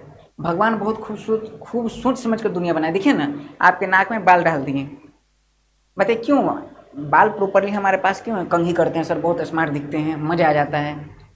नहीं, बाल इसलिए नहीं है, आपके बॉडी का टेम्परेचर है, और उस टेम्परेचर को प्रॉपर दूर करने के लिए, मतलब बाल जो है उस टेम्परेचर को कम करता है, एक बात है। सेकेंड बात है कि बाल इसलिए है, स्मार्ट लगते हैं इसलिए नहीं, टेम्परेचर को दूर करता है। और सेकेंड कैसे कि देखिए बाल है प्रॉपर, देख लीजिए बाल, तो जैसे अगर आप जानते हो कि क्लाइमेट वगैरह बहुत ठंडा जगह पर चले जाए, तो बहुत ठंडा जगह पर चले जाए तो वहाँ क्लाइमेट का इतना प्रभाव होता है कि हमारा शरीर जो है वो शरीर बहुत इफेक्ट फील हो जाएगा ठंडा से। तो ठंड से बचने के लिए पूरा बाल आ जाता है बॉडी पर, इसलिए अगर ठंडे प्रदेश में जाइएगा तो जो जम्मू कश्मीर की बकरी होती है उसके पास बहुत मोटे मोटे एकदम कंबल जैसे बाल होते हैं। भेड़ के पास जो वहाँ जम्मू कश्मीर में जो होते हैं भेड़ वगैरह, मतलब भेड़, उसके पास बहुत लंबे लंबे मतलब बाल होते हैं। तो ठंडे के कारण ऐसा होता है। गर्मी में भी बाल का फायदा है कि बाल पसीना निकालता है, पानी निकालता है हमारे बॉडी में प्रॉपर। बहुत ज़्यादा गर्मी हो जाता है तो उसको पसीना को निकाल कर हमारे बॉडी के टेम्परेचर को कम करने का प्रयास करता है। बाल इसलिए है। मैं बोल रहा था अभी बाल पे क्यों आया मैं। हाँ, भगवान बड़ी खूबसूरत देखिए, जैसे आदमी की बॉडी का स्ट्रक्चर बनाए भगवान, देख लीजिए कितना फोल्डिंग सिस्टम है। फोल्डिंग सिस्टम पूरा बॉडी ऐसे ऐसे ऐसे लेफ्ट राइट। और हम लोग इस फोल्डिंग सिस्टम का एकदम ब्रेक डांस में यूज करने लगे। आजकल ब्रेक डांस ऐसे ऐसे ब्रेक डांस होता है पूरा। मुझे नहीं आता करने डांस वगैरह। चलिए तो अब समझिए इस बात को, नाचने आता है, डांस करने नहीं आता है। तो आप एक बात बताइए सोच के यहाँ कि जो आपको अवतल दर्पण दिख रहा है उल्टा है। दुनिया में सारा प्रतिबिंब प्रॉपर अवतल दर्पण में बने तो मैक्सिमम मतलब 6 प्रतिबिंब बनते हैं, 6 में 5 उल्टा बनता है, क्योंकि 5 वास्तविक बनता है, 1 काल्पनिक बनता है, और वास्तविक हमेशा उल्टा उल्टा है। आप सोच रहे हो क्यों बात को घुमा रहे हैं इतना देर से, बता क्यों नहीं रहे हैं? क्यूरियोसिटी है इसलिए तो नहीं बता रहे हैं। देखिए अब जो आप देख रहे हैं इसका प्रतिबिंब बनता है हमारी आंखों के रेटिना पर। भगवान जानते थे कि अवतल दर्पण आएगा, उल्टा बनाएगा प्रतिबिंब, और उल्टा बनाएगा तो आदमी देखेगा उल्टा दिख रहा है, तो उल्टा तो बन रहा है। फिर उसका प्रतिबिंब हमारे आंख के रेटिना पर बनेगा, और आंख के रेटिना पर कैसा प्रतिबिंब बनता है? वास्तविक और उल्टा। और सोचिए उल्टा है, उसका फिर प्रतिबिंब बना वास्तविक और फिर उल्टा, तो उल्टा का उल्टा सीधा, और जो रेटिना पर बना वही तो हम देखते हैं, इसलिए हमें सीधा दिखाई देता है। बहुत बढ़िया, समझ में आया? ये हो गया कंप्लीट। आवर्धन पर तुम देखिए, मैं बता रहा सब, थोड़ा सा मेरा मन है कि आवर्धन पर बात कर लूं, क्योंकि आ जाता है एग्जाम में सवाल। वास्तविक है तो माइनस होगा। आवर्धन प्रतिबिंब से, प्रतिबिंब कितना गुना बड़ा है वस्तु से, लेकिन ना छोटा है तो 1 से कम होगा। जैसे 1 ज्यादा होगा 1 से कम होगा आवर्धन। हो गया कंप्लीट। तो हो गया वक्ता केंद्र से परे, कंप्लीट है, आपको इतना याद रखना है।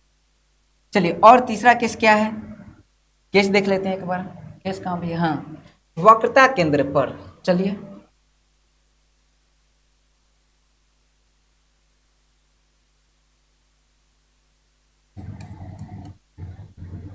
ये थर्ड केस है।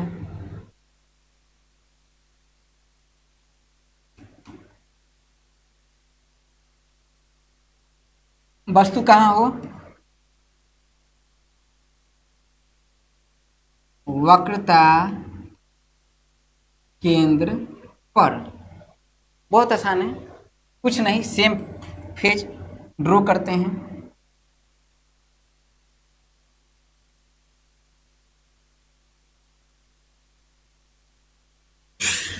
ड्रॉ कर दिए, ऐसा है तो सी यहाँ होना चाहिए, एफ यहाँ होना चाहिए, और पी यहाँ होना चाहिए। चलिए ऐसा ठीक है। वक्रता केंद्र पर, वक्रता केंद्र का मतलब सी, तो सी पर हम वस्तु को रख देते हैं,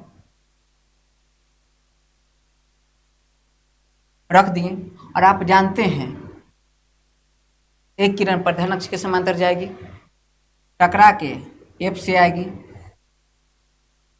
आपको बता चुका हूं कि सेकेंड किरण आप क्या कीजिएगा, बगल वाला जो पॉइंट होगा वहां से गुजरिएगा। तो सेकेंड किरण क्या करेंगे हम लोग, थोड़ा सा टेढ़ा हो गया है,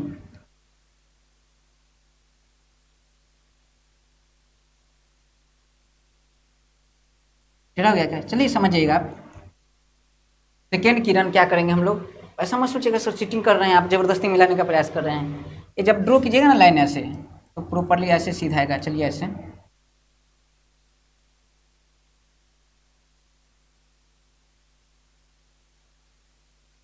ठीक है ये। चलिए और सेकेंड क्या करना है कि एक किरण एफ से होकर गुजरना है, तो एक किरण एफ से होकर गुजरिएगा। तो जैसे ही एफ से गुजरिएगा तो यहाँ भी तो परावर्तन होगा। अब यहाँ ठीक से देखिए, 1 मिनट, जब एफ से गुजरते हैं तो आपको पता है कि जो किरण एफ से गुजरती है वो एफ सीधे होके जाती है, तो सीधा होके जाएगी ऐसे।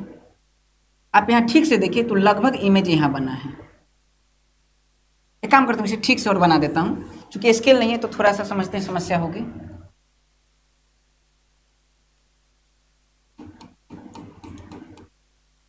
ये देख लीजिए अवतल दर्पण है, ये क्या है, पी है, ये क्या है, सी है, और ए क्या है, एफ है। एफ थोड़ा ज़्यादा करीब आ गया, दोनों की लगभग बीच होना चाहिए एफ, ए एफ है। हम वस्तु कहाँ रखें, वक्रता केंद्र पर। किरण की अगर बात करें तो किरण कहाँ जाएगी, ऐसे, और किरण उसके बाद ऐसे। क्लियर है, एक किरण। और सेकंड में क्या बताऊं कि जो वस्तु जहां हो उसके ठीक बाद वाला बिंदु से एक किरण गुजार दिए, तो एक किरण गुजारेंगे यहां से ऐसे, और एक क्या होगी, यहां से सीधा जाएगी। प्रॉपरली देखिए, थोड़ा सा इसी के पास बन रहा है, मतलब ड्रॉ करने में थोड़ा समस्या हो गई। तो ए वाला क्या है, सी है, और देख लीजिए सी के पास बन रही कि नहीं बन रही है।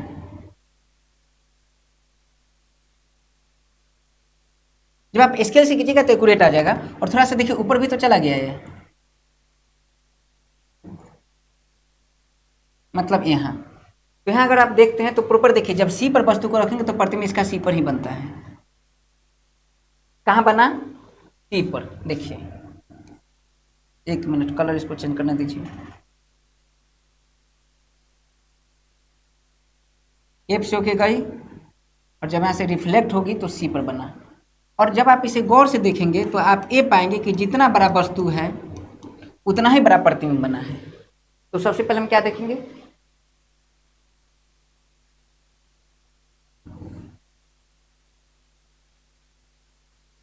हम देखेंगे यहाँ,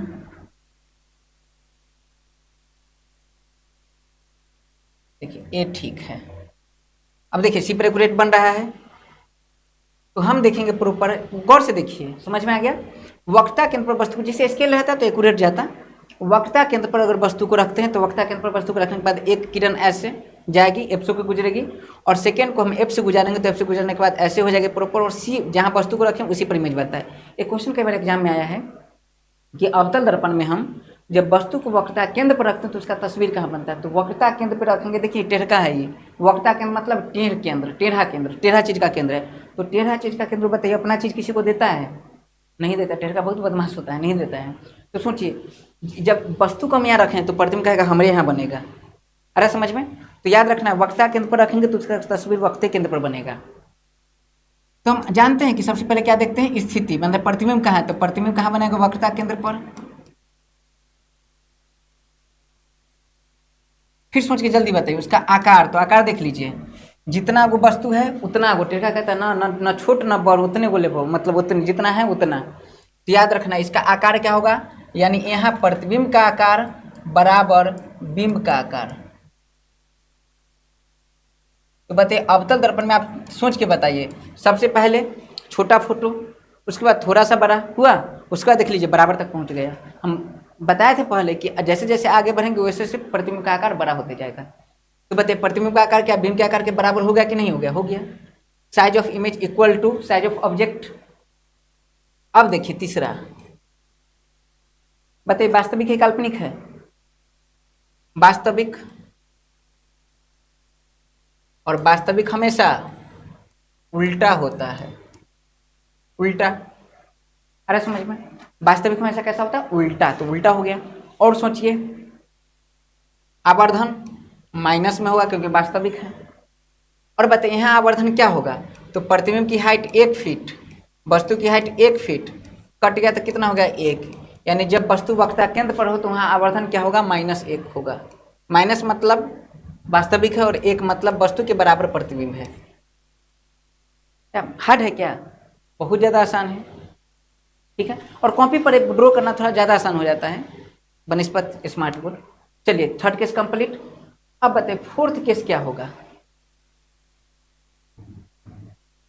FOURTH, फोर्थ केस।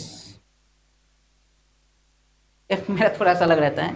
तो फोर्थ केस क्या है, तो सोचिए तो वक्रता केंद्र के बाद क्या आएगा, वक्रता केंद्र के बाद मतलब एक बार देख लीजिए ऐसे P F C, तो C पे रख दिए। अब कहाँ, वक्रता केंद्र पर, तो वक्रता केंद्र के बाद क्या आएगा, वक्रता केंद्र और मुख्य फोकस की बीच जब वस्तु हो तो हम लिखेंगे वक्रता केंद्र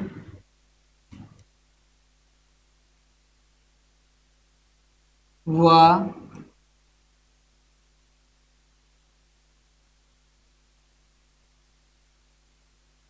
मुख्य फोकस के बीच वस्तु हो, तो बताइए वक्ता केंद्र और मुख्य फोकस के बीच जब वस्तु रहेगा तो देखिए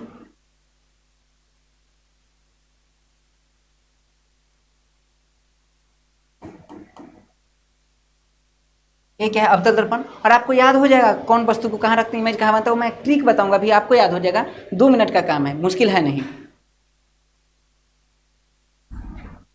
ठीक है, ये बताइए ए क्या है पी, ए क्या है सी, और ए क्या है एफ। वस्तु को कहाँ रखें हम, वस्तु को हम रख देते हैं, वस्तु देख लीजिए डिसाइड करा है कहाँ रखना है, वक्ता केंद्र और मुख्य फोकस के बीच। तो वस्तु को रखना है वक्ता केंद्र और मुख्य फोकस के बीच, रख दिए। रखने के बाद आप जानते हैं एक किरण समांतर, और जो किरण समांतर जाएगी वो एफ से होकर गुजरेगी, मुश्किल है क्या, नहीं। और सेकंड में बताया था उसके बाद वाला बिंदु का वहां से गुजार दीजिएगा, तो उसके बाद वाला बिंदु देखिए कहाँ है, उसके बाद वाला बिंदु प्रॉपर देखिए एफ है, तो एफ से होकर गुजारिएगा। और एफ से जाने वाली किरणें प्रॉपर क्या करती है, प्रकाश, जो अवतल दर्पण, थोड़ा सा अवतल दर्पण भी हम लोग का टेढ़ा बन जाता है थोड़ा सा,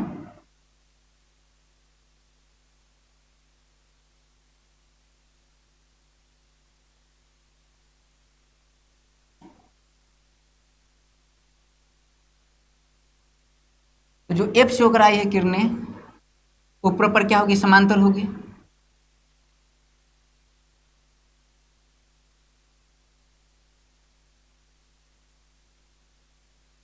इमेज कहाँ बना देखिए, सी के बाद, मतलब समांतर कर लीजिएगा अपना, आप ठीक से ड्रॉ कीजिएगा प्रॉपर। तो इमेज कहाँ बन रहा है, सी के बाद। तो बस यही आपको याद रखना है कि जैसे देख लीजिए सी और एफ के बीच जब वस्तु को रखते हैं तो उसका प्रतिबिंब, अब मतलब थोड़ा सा पेजिंग कीजिए, जैसे जैसे हम वस्तु को लेकर उधर जा रहे हैं वस्तु से प्रतिबिंब इधर भाग रहा है, पहले एफ पर था, एफ के बाद एफ और सी के बीच में बना, फिर सी पर बना, उसके बाद इधर आ रहा है, तो आपको उससे भी याद हो जाएगा। और थोड़ा सा आंसर अगर याद होगा तो ड्रॉ करना आसान होता है विथ हैंड, बाकी मतलब स्केल से वगैरह तो एकदम एक्यूरेट सही आएगा। ये हो गया प्रॉपर। तो बताइए जल्दी से, वक्ता केंद्र और मुख्य फोकस के बीच जब वस्तु को रखते हैं तो बताइए प्रतिबिंब कहाँ बनेगा, तो प्रतिबिंब बनेगा कहाँ बना प्रतिबिंब, देखिए वक्ता केंद्र से परे, वक्रता केंद्र से परे का मतलब होता है बाहर, हो गया प्रतिबिंब। फिर बताइए प्रतिबिंब का जो इमेज के बारे में, यह है इमेज के बारे में, तो फिर बताइए अब तो समझ में आ रहा है बात। तो अब बताइए रियल है या वर्चुअल है प्रकृति, तो देख लीजिए जिधर वस्तु उधर ही बना है, तो क्या है रियल। और फिर आकार देख लेते हैं, सबसे पहले आकार, तो आकार देख लीजिए वस्तु छोटा है, बताइए प्रतिबिंब बड़ा हो गया कि नहीं, मैं बताया था जैसे जैसे नजदीक आएंगे वैसे वैसे प्रतिबिंब बड़ा होगा। देख लीजिए प्रतिबिंब बड़ा हो गया, तो प्रतिबिंब का आकार क्या है, बड़ा, क्योंकि पहले बराबर था तो बराबर से ज्यादा क्या होगा, बड़ा, मतलब प्रतिबिंब वस्तु से बड़ा है। इसके बाद बताइए बड़ा है, इसके साथ क्या है, उल्टा है, और साथ में क्या है, वास्तविक है। आकार बड़ा है, प्रकृति में उल्टा और वास्तविक है, हो गया कंप्लीट। आवर्धन क्या होगा, पहले वास्तविक है तो आवर्धन माइनस में होगा। और देखिए प्रतिबिंब की ऊंचाई, तो प्रतिबिंब की ऊंचाई वस्तु से बड़ा है, तो मान लेते हैं 2 है और वस्तु 1 है, तो ठीक से बताइए, दोगुना नहीं कह रहा हूं मैं, लेकिन इतना तो गारंटी 3 भी हो सकता है, और बटा में 1 है तो कट के क्या आ जाएगा 3, 1.5 भी हो सकता है, इसका मतलब इतना तो गारंटी कि 1 से बड़ा होगा, माइनस में होगा, और 1 से क्या होगा, आवर्धन ज्यादा। आवर्धन क्या दिखाता है, आवर्धन दिखाता है कि प्रतिबिंब वस्तु से कितना गुना बड़ा है, कंप्लीट। तो देख लीजिए प्रतिबिंब वस्तु से बड़ा है, तो आवर्धन, अवतल दर्पण का आवर्धन अभी जस्ट देखे थे 1 से कम भी था और 1 से ज्यादा भी था, इसलिए मैं कह रहा हूं अवतल दर्पण सब कुछ करता है जो आप नहीं कर सकते हैं। ठीक है, चलिए हो गया ये। इसके बाद का केस देखिए, ओहो, इसके बाद का केस देख लेते हैं। तो देखिए हम लोग क्या किए अभी तक, सबसे पहले हम अनंत पे देख लिए, अनंत के बाद सी से परे देख लिए, सी पर देख लिए, सी के बाद अगर बात करें तो सी और एफ के बीच में देख लिए, अब एफ पर देखेंगे। ठीक है, फिफ्थ केस है,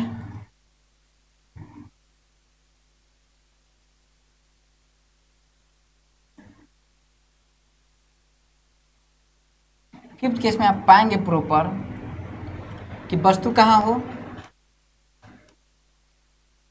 जो वस्तु कहाँ एफ पर हो, मतलब मुख्य फोकस पर हो। जैसे अनंत पर था तो मुख्य फोकस पर इमेज बना था, आपको याद होगा। एफ पर होगा तो कहाँ बनेगा? तो चलिए ड्रॉ करते हैं हम लोग, प्रयास करते हैं ड्रॉ। देखिए यही होता है क्या कि अब तक थोड़ा सा टेढ़ा हो जाता है, टेढ़ा होगा तो थोड़ा सा असर पड़ेगा इसका।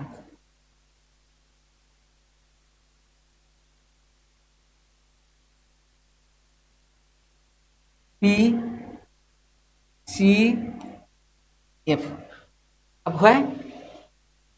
मैं आपको कंसेप्ट समझा देता हूँ और आप लोग बना के प्रयास कीजिएगा इसे। अब देख लीजिए वस्तु कहाँ एफ पर, हम वस्तु को एफ पर रखेंगे यहाँ। अब बताइए, मैंने बताया कि एक किरण तो जाएगी सीधे, और आपको पता है प्रधान की समांतर जाने वाली किरणें टकरा के एफ से गुजरेगी, गुजर गई। और सेकेंड किरण अगर आपको याद रहेगा तो सेकेंड किरण मैं बताया था कि सेकेंड किरण हमेशा उसके बाद वाला बिंदु से गुजरा जाता है। तो बाद वाला कौन सा बिंदु है? पी है, ठीक है। और जितना एंगल लेके चला है उतना ही एंगल से आपको क्या करना पड़ेगा? गुजरना पड़ेगा।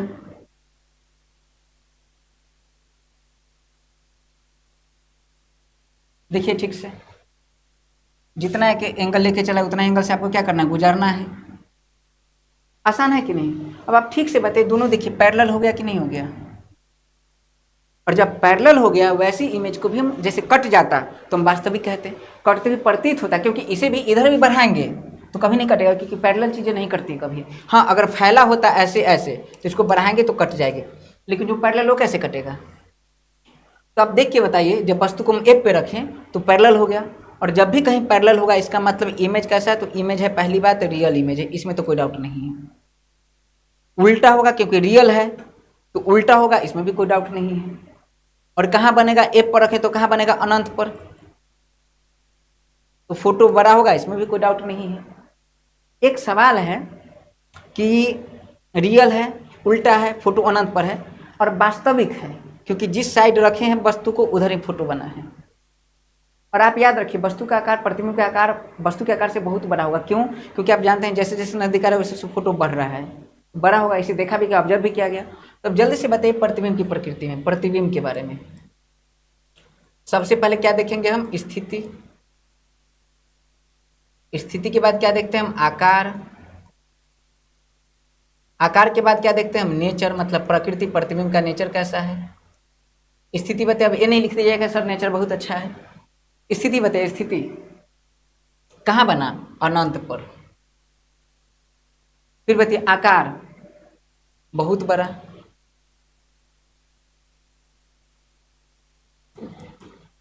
फिर बताइए नेचर, वास्तविक। और साथ में उल्टा। थोड़ा सा मैग्निफिकेशन में बात कर ले, आवर्धन। तो बताइए वस्तु से कई गुना ज्यादा प्रतिबिंब है, तो क्या एक से ज्यादा? आ रहा समझ में? बहुत बड़ा है ना। तो हाइट अगर मान लीजिए वस्तु मान लीजिए 1 फीट का है और प्रतिबिंब 100 फीट का है, प्रतिबिंब तो बहुत बड़ा होगा, और वस्तु 2 फीट का है, तो एक से ज्यादा हर हाल में, चूंकि वस्तु से बड़ा है तो हर हाल में एक से ज्यादा आंसर आएगा। तो आवर्धन क्या होगा? एक से ज्यादा। नहीं आ रहा समझ में? क्या क्लियर है? और वास्तविक है तो क्या होगा? माइनस। कंप्लीट। आवर्धन में फिर समझाऊंगा, घबराना नहीं है। आवर्धन तो एक टॉपिक चलेगा, आवर्धन ये हो गया। अब एक केस और, इसके बाद ये हो गया कंप्लीट। एक केस और देख लेते हैं, एफ के बाद क्या आने वाला है? एफ और पी के बीच। तो ऐसा करते हैं, इसी में हम लिख लेते हैं एफ और पी। नहीं, एक स्लाइड और लिख लेते हैं, क्या दिक्कत है? जब वस्तु एफ और पी के बीच हो,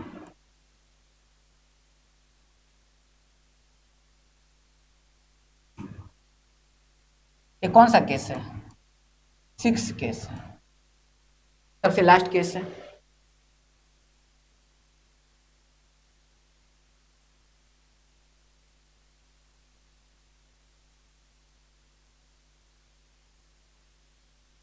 प्रधान अक्ष C P, sorry F P. अब एक काम कीजिए, आप इसमें क्या कीजिए, रखिए यहाँ वस्तु को, कहाँ रखते हैं? यहाँ सी पी एफ हो गया। वस्तु को कहाँ रखेंगे? एफ और पी के बीच में। तो एफ और पी के बीच में वस्तु को रखें। रखने के बाद एक किरण तो आपको पता है सीधे जाएगी, एफ सो के आएगी, और सेकेंड आपको पता है कि क्या करेंगे, पी से गुजारेंगे। एंगल देखिए ऐसे बन रहा है, तो उतना ही एंगल का क्या करना है, खींचना है। आप ठीक से देखिए यहाँ, अगर प्रॉपर बात करें यहाँ तो देखिए ये फैल रही है, और जो फैल रही है वो उधर जाकर क्या करेगी,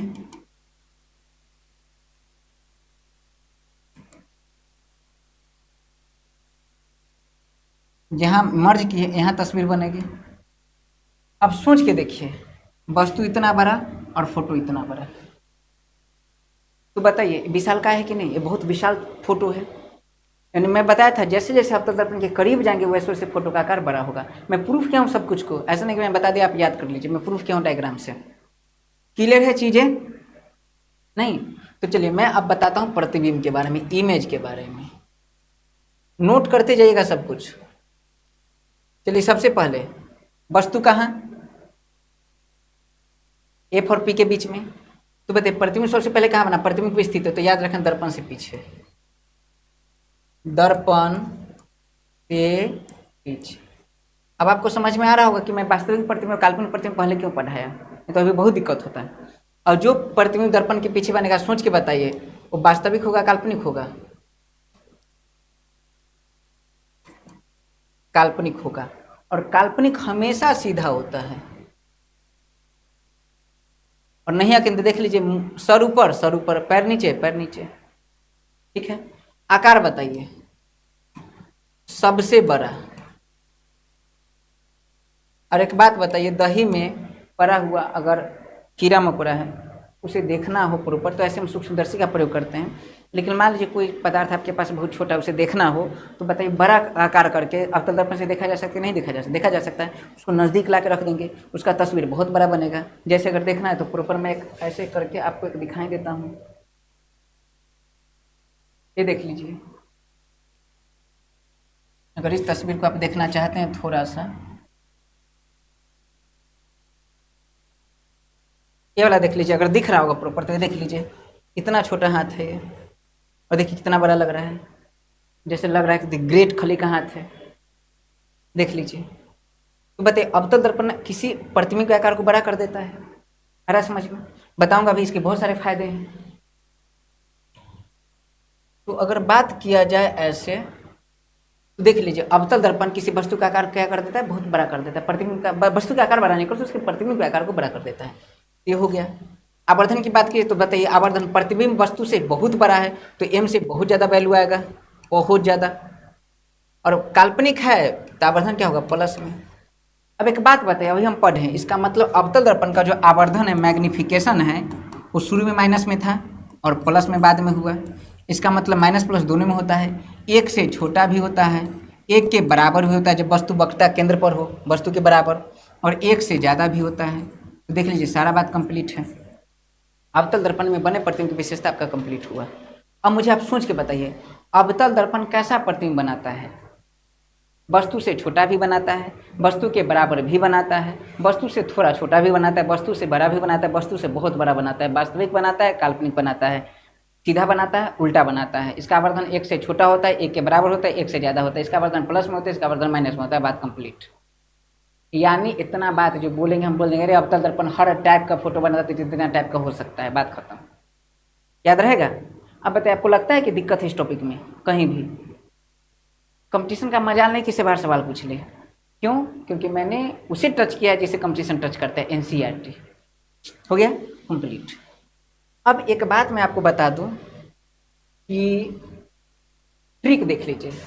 अगर मान लीजिए कि मुझे याद रखना पड़ेगा, जैसे आपके मन में आएगा सर मुझे याद रखना पड़ेगा, क्या याद रखना पड़ेगा कि वस्तु सबसे पहले याद रखेंगे सर अनंत पे हो, तो मैं याद कर लूँ कि अनंत पे रहेगा तो फोटो कहाँ बनेगा, एफ पर रहेगा। फिर वस्तु को हम याद करेंगे कि जब वस्तु अनंत और सी के बीच में यानी वक्रता केंद्र से पड़े तो उसका तस्वीर सी और एफ के बीच बनेगा। फिर मुझे याद करना पड़ेगा कि वस्तु अगर सी पर हो तो उसका फोटो सी पर बनेगा। फिर मुझे याद करना पड़ेगा कि वस्तु अगर एफ पर हो तो उसका फोटो अनंत पे बनेगा। सॉरी, सी और एफ के बीच रहो तो उसका फोटो सी और अनंत के बीच बनेगा, वक्रता केंद्र से बाहर। वस्तु अगर एफ पर हो तो उसका फोटो अनंत पे बनेगा। वस्तु अगर एफ और पी के बीच में हो तो काल्पनिक प्रतिबिंब बनेगा। या ये भी सवाल पूछा जाता है कि एक स्थिति बताइए जब अवतल दर्पण काल्पनिक प्रतिबिंब बनाता है, एक ही स्थिति है, जब एफ और पी के बीच में, मतलब अवतल दर्पण मुंह सटा के बैठेगा, नजदीक दिखेगा ऐसे, तो याद रखना है बड़ा प्रतिबिंब बनेगा, विशालकाय प्रतिबिंब बनेगा, विशालकाय प्रतिबिंब कहा जाता है। इसे कहा जाता है काल्पनिक सीधा, विशालकाय और आवर्धित प्रतिबिंब। ये भी क्वेश्चन पूछा जाता है कि अवतल दर्पण कब विशालकाय और आवर्धित मतलब बहुत गुना बड़ा आवर्धित प्रतिबिंब कब बनाता है। याद रहेगा जब दर्पण की एफ और पी के बीच में रहेंगे। हाँ, क्या पी पर रखिएगा, क्या नाक में सटा के, बार बार कहता हूँ आईना नाक में सटा के मुँह देखते हैं, नहीं देखते हैं ना, तो बात खत्म हो गया कंप्लीट। अब एक बात बताइए, मुझे ये याद रखना पड़ेगा, रटना पड़ेगा, ड्रॉ करना पड़ेगा, टाइम बहुत ज़्यादा लगेगा, कंपटीशन का एग्जाम देंगे, ऑब्जेक्टिव सॉल्व करेंगे, एग्जाम में टाइम कम रहता है, तो कुछ ऐसा नमूना बताइए, बहुत आसान तरीका बताता हूँ और सारा कुछ क्लियर हो जाएगा। जैसे बताता हूँ, कुछ नहीं करना है, एक डायग्राम में बनाना सिखाता हूँ और अभी आपको याद हो जाएगा।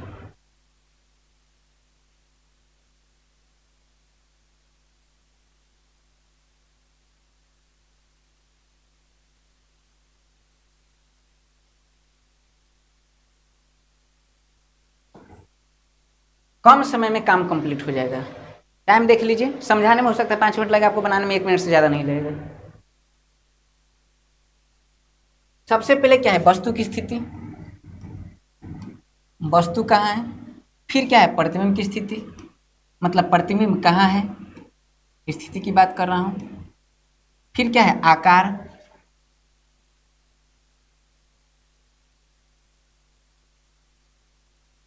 और फिर क्या है नेचर।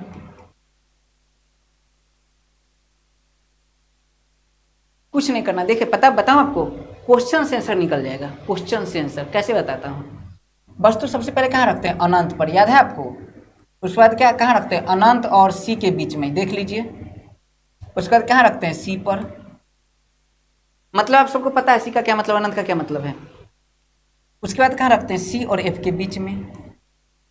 उसके बाद क्या कहाँ रखते हैं, एफ पर।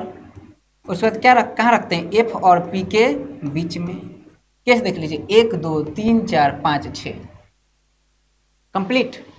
एग्जाम में जाइए और आप देखिए कि यहाँ से ऑब्जेक्टिव सॉल्व पूछा जा रहा है, ठीक है, समय आपके पास है, कहीं जल्दी से, और दिमाग में भी रख सकते हैं ऐसा, कुछ नहीं कीजिए, इसको नंबर दे दीजिए, 1 number, 2 number, 3 number, 4 number, 5 number, 6 number. आ रहा है समझ में। छठा नंबर है, आपको पता है छठा नंबर सबसे अलग है और ये सबसे अलग तस्वीर बनाता है, इतना सोचना ही नहीं है।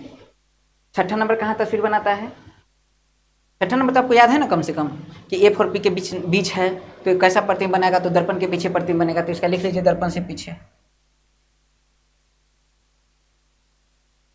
और जो तस्वीर दर्पण से पीछे बनेगा तो बताइए कैसा होगा, तो विशालकाय होगा, सबसे बड़ा होगा और आवर्धित होगा। कंप्लीट है। जो तस्वीर दर्पण के पीछे होगा वो सोच के बताइए क्या होगा, काल्पनिक होगा। दर्पण के पीछे बनने वाले तस्वीर को काल्पनिक कहते हैं, और काल्पनिक हमेशा कैसा होता है, सीधा होता है। 6 नंबर काम तो वैसे ही कंप्लीट कर दिए। अब देखिए कितना आसान है, बाकी काम हम यूं खत्म करते हैं। अनंत पर वस्तु सोचिए, जब अनंत पे रहेगा तो क्या होगा, आसान है, बहुत आसान है। वस्तु कहाँ हो, अनंत पर। देखिए नंबर दीजिए, 1 number, 2 number, 3 number, 4 number, 5 number, 3 number बीच में है, इसे छोड़ दीजिए। विषम संख्या आपको पता है, 6 पूरा कीजिए, मतलब 6 मतलब जैसे ना कि 6 केस है तो जोड़ के 6 पुराने का प्रयास कीजिए। बताइए एक में क्या जोड़ेंगे तो 6 आएगा, 5, यानी पहला को लास्ट से, दूसरा को 4 से और तीसरा को 3 से, 6 पूरा दीजिए। एक में 5 जोड़ेंगे तो 6 आएगा, यानी एक का आंसर ये होगा। मतलब अनंत पर रखेंगे तो फोटो कहाँ बनेगा, एफ पर, लिख लीजिए। हार्ड है क्या, 2 पर रखेंगे मतलब अनंत और सी के बीच में रखेंगे तो 2 नंबर है, इसका फोटो कहाँ बनेगा, 4 नंबर पर, सी और एफ पर। यानी याद रखना है, पहला को पंचमा से, दूसरा को चौथा से, तीसरा को तीसरा से जोड़ देना है। हार्ड है क्या, बताइए जल्दी से। अनंत और सी के बीच फोटो रखें, ऐसा चार्ट नहीं, एग्जाम बना लीजिएगा जल्दी, बहुत जल्दी बना लीजिएगा। अनंत और सी के बीच में रखे तो अनंत और सी 2, 4 नंबर, 4 में क्या, सी और एफ के बीच। सी पर रखेंगे तो 3 नंबर, 3 3 6, यानी सी पर। 4 पर रखे हैं तो देखिए 4 में 6 का पुराना है, जब 2 जुड़ेगा तो बताइए सी और एफ के बीच में, तो अनंत और सी के बीच। फिर बताइए 4 कंप्लीट, ए पर रखेंगे तो 5 में 1 जोड़ेंगे तो 6 पूरेगा, अनंत पर। मुश्किल है, ये ट्रिक आपको कहीं नहीं मिलेगा। ट्रिक बाय बोले जोर से रवि कुमार रंजन। चलिए हो गया। आकार, आकार की बात करें तो आकार बताइए। आप जानते हैं, देखिए मतलब बहुत आसान है कि अनंत है मतलब बहुत दूर है, फोटो छोटा बनेगा। तो कुछ नहीं कीजिए, एक तो लिख लीजिए छोटा, और छोटा के बाद क्या होता है बड़ा, मतलब छोटा वस्तु से थोड़ा बड़ा, और उसके बाद क्या होगा सी पर बराबर, उसके बाद क्या होगा बड़ा, उसके बाद क्या होगा बहुत बड़ा, और उसके बाद क्या होगा सबसे बड़ा। हो गया छोटा बड़ा, उसके बाद अब खुद सोचिए ना, छोटा है, छोटा से तंगा बड़ा होगा, उसके बाद बराबर होगा, उसके बाद बहुत बड़ा होगा, उसके बाद सबसे बड़ा होगा। देख लीजिए छोटा बड़ा बराबर बड़ा, मतलब यहाँ छोटा से बड़ा है, ये बहुत बड़ा है। एक मिनट, सॉरी मतलब ये बड़ा नहीं होगा, एक मिनट एक मिनट एक मिनट, जो मैंने लिखा था एक मिनट। चलिए छोटा, मतलब छोटा से बड़ा मैंने लिख दिया, यहाँ कंप्लीट होना चाहिए। ए हो चलिए सबसे पहले क्या है छोटा, और वस्तु से छोटा ही बनेगा, लेकिन छोटा से बड़ा मैंने लिख दिया। तो चलिए देखिए सी और ए पर क्या होगा छोटा, और छोटा के बाद मतलब ये बहुत छोटा है, जो मैं बताया था सबसे छोटा बहुत छोटा, उसके बाद क्या होगा छोटा, सी पर क्या होगा बराबर, उसके बाद अनंत और सी के बीच क्या होगा थोड़ा सा बड़ा, क्योंकि बराबर के बाद बड़ा होता है ना। और फिर याद रखना है बहुत बड़ा, और उसके बाद विशालकाय, मतलब छोटा, मतलब सबसे पहले बहुत छोटा, उसके बाद छोटा, उसके बाद बराबर, फिर से देख लीजिए बहुत छोटा, उसके बाद छोटा, उसके बाद बराबर, उसके बाद बड़ा, उसके बाद बहुत बड़ा, उसके बाद विशालकाय। बहुत छोटा छोटा याद हो गया, बराबर बड़ा बहुत बड़ा विशालकाय, बहुत छोटा छोटा दो कंप्लीट, उसके बाद बराबर बड़ा बहुत बड़ा, जिसे बहुत छोटा छोटा, उसके बाद बराबर, उसके बाद बड़ा, उसके बाद बहुत बड़ा विशालकाय, कंप्लीट लिस्ट लिखा जाएगा। एकदम एग्जैक्ट आंसर है, कुछ भी सवाल आ जाए देख के बताना। नेचर बताइए, मतलब बस एक काल्पनिक बनाता है, बाकी सब कैसे बनाएगा वास्तविक और उल्टा, जितना है सब वास्तविक उल्टा बनाएगा। अब इस चार्ट से आपके कॉम्पिटिटिव एग्जाम में सवाल आ जाते हैं। अब सवाल मैं बोलता हूँ, अवतल दर्पण में वस्तु को कहाँ रखा जाए कि उसका प्रतिबिंब हमेशा वस्तु के बराबर प्राप्त हो। तो देख लीजिए बराबर किस में, यहाँ है आंसर, देख लीजिए सी पर, मतलब वस्तु को कहाँ रखा जाए सी पर। अवतल दर्पण में वस्तु को कहाँ रखा जाए तो उसका विशालकाय आवर्धित काल्पनिक और सीधा प्रतिबिंब प्राप्त हो। देख लीजिए विशालकाय आवर्धित काल्पनिक और सीधा प्राप्त हो, वस्तु को कहाँ रखेंगे एफ और पी के बीच में। आ रहा समझ में, यहाँ से पूरा लिस्ट बन जाएगा। आपको लगेगा नहीं सर 1 2 3 4 5 हमको तो जोड़ नहीं आता, अरे कुछ नहीं करना, जोड़ नहीं आता वो हटाओ, नहीं आता कोई बात नहीं। एक तो छटा हुआ पता है तुमको, इसका पूरे समाज सोसाइटी इसको अलग कर दिया, इसका गाँव में कहते हैं भात काट देना, तो इसको सोसाइटी अलग कर दिया कि भाई तुझे अलग रह। बाकी जो दिख रहा है तो कुछ नहीं कीजिए, पहला को लास्ट से, दूसरा को लास्ट मतलब इससे, और तीसरा को तीसरा जोड़ दीजिए, मतलब ऐसे ऐसे ऐसे। और देखिए मतलब इसी लाइन से आगे जाना है, जैसे मान लीजिए अनंत पर है, मतलब मैं ऐसे बता देता हूँ एक प्रूफ पर, कुछ नहीं करना। सबसे पहले कहा है अनंत पर, अनंत और सी के बीच में याद रखना है, फिर सी पर, उसके बाद सी और एफ के बीच में, उसके बाद क्या याद रखना है एफ पर, और फिर याद रखना एफ और पी के बीच में। बहुत नहीं सोचा फोटो कहाँ बनेगा, कहाँ ज़्यादा क्यों सोचना, एक दो छोड़िए, ये तो कटा हुआ आप जानते हैं, इसको इससे, इसको इससे और इसको इससे जोड़ दीजिए। कुछ नहीं, अनंत वाला फोटो कहाँ बनेगा, कुछ नहीं, अनंत से देख लीजिए एफ पर, लिख दीजिए एफ पर, फिर अनंत और सी के बाद वाला फोटो कहाँ बनेगा, लिख दीजिए सी और एफ के बीच में, फिर देख लीजिए सी वाला फोटो कहाँ बनेगा सी पर, फिर यहाँ से देखना है तो सी और एफ के बीच फोटो कहाँ बनेगा, चलिए अनंत पर, फिर इसका देख लीजिए एफ वाला फोटो कहाँ बनेगा, अनंत और सी के बीच में। सॉरी मतलब फिर गड़बड़ हो गया यहाँ, सी और एफ के फोटो कहाँ बनेगा, तो यहाँ देख लीजिए अनंत और सी के बीच में, और एफ वाला फोटो कहाँ बनेगा तो देख लेना अनंत पर। खत्म है बात, एक दर्पण के पीछे। हार्ड है, किसी तरीके से निकाल लीजिए। अब एक बार इसको रिवाइज हल्का सा करते हैं, चूंकि आपका सारा चीज कंप्लीट हो। देखिए अवतल दर्पण, वस्तु प्रधान अक्ष, अनंत, सी, एफ, पी। वस्तु को हम कहाँ रखेंगे, सबसे पहले जल्दी बताइए, वस्तु को कहाँ रखें, अनंत पर। अब देखिए करना क्या है कि आपके पास 1 चौक 2 चौक 3 चौक है, ठीक है, आप आराम से चौक याद रखिएगा। वस्तु को कहाँ रखे हैं, अनंत पर, तो फोटो इसका अंतिम चौक पहला चौक पर रहेगा, तो फोटो कहाँ बनेगा एफ पर। अब मान लीजिए एक मेढक है, बेंग कहते हैं बिहार में इसे, मेढक है, मेढक को उछालिए, जितना ए उछलेगा उतना ही ए उछलेगा, तो ए कहाँ जाएगा, अनंत और सी के बीच में, एक छलांग में। तो ये भी कहाँ आएगा, अनंत और सी के बीच में। तो देखिए वस्तु अनंत पर है तो फोटो एफ पर है, एक छलांग में आया अनंत और सी के बीच में, तो ये भी एक छलांग में आया सी और एफ के बीच में। फिर इसको एक छलांग लगाइए कहाँ आएगा, सी पर, तो वस्तु सी पर, तो फोटो कहाँ आएगा, फिर सी पर, देखिए आ गया। फिर वस्तु कहाँ चला जाएगा, वस्तु चला जाएगा सी और एफ के बीच में, तो फोटो कहाँ चला जाएगा, अनंत और सी के बीच में। फिर देखिए वस्तु कहाँ चला जाएगा, एफ पर, तो फोटो कहाँ चला जाएगा, आधा छलांग में, अनंत पर। वस्तु फिर जाएगा यहाँ, और इधर तो जगह नहीं तो खाई में, और खाई वाला फोटो यहाँ जाके ऊपर बना देगा ऐसे। तो एफ और पी के बीच में, तो फोटो यहाँ। कितने तरीके से समझाऊं, आसान है कि नहीं है, बोलिए आसान है। कब, जब मैं पढ़ाऊं तब। हो गया चीजें, यानी अवतल दर्पण में बना पढ़ती हूँ। अगर आपसे कुछ भी किसी लेवल का कोई पूछे तो आप बता के करते रहते, परेशान करते बता कर, रुको ना बताते हैं, रुको बताते हैं, मतलब पकड़ के झमोर कैसे बता दीजिए। अब बता रहे हैं तो बता रहे हैं। कंप्लीट हुआ पूरा, यानी कुल मिला के हम लोग पूरा अवतल दर्पण पढ़ लिए, इसमें कोई समस्या नहीं है। अब हमें जानना है प्रॉपर अवतल दर्पण के बाद, अवतल दर्पण हो गया, अब हमें जाना है उत्तल दर्पण में बने प्रतिबिंब की विशेषता। क्योंकि क्लास लंबा हो गया प्रॉपर, इसे कंप्लीट कीजिए और अगले लेक्चर में हम लोग उत्तल दर्पण में जो प्रतिबिंब बनता है उसे देखेंगे, और साथ में समतल दर्पण, अवतल दर्पण, उत्तल दर्पण को कैसे बिना मतलब छुए जान सकते हैं और कैसे छू कर जान सकते हैं उसे देखेंगे। और उसके साथ समतल दर्पण, अवतल दर्पण, उत्तल दर्पण के प्रयोग को देखेंगे, उपयोग को देखेंगे, कहाँ इसका उपयोग होता है। एक छोटा सा टॉपिक बच जाता है जिसे कहते हैं दर्पण सूत्र, 1/f बराबर 1/v प्लस 1/u, उसे देख लेंगे। चिन्ह प्रपाटी देख लेंगे, उसके बाद आवर्तन देखेंगे, उसके बाद लेसन हो जाएगा कंप्लीट। तो मिलते हैं अगले क्लास में इसी ऊर्जा, इसी उमंग, इसी टॉपिक के साथ, इस टॉपिक के साथ नहीं, अगले टॉपिक के साथ। तब तक के लिए जय हिंद, जय भारत।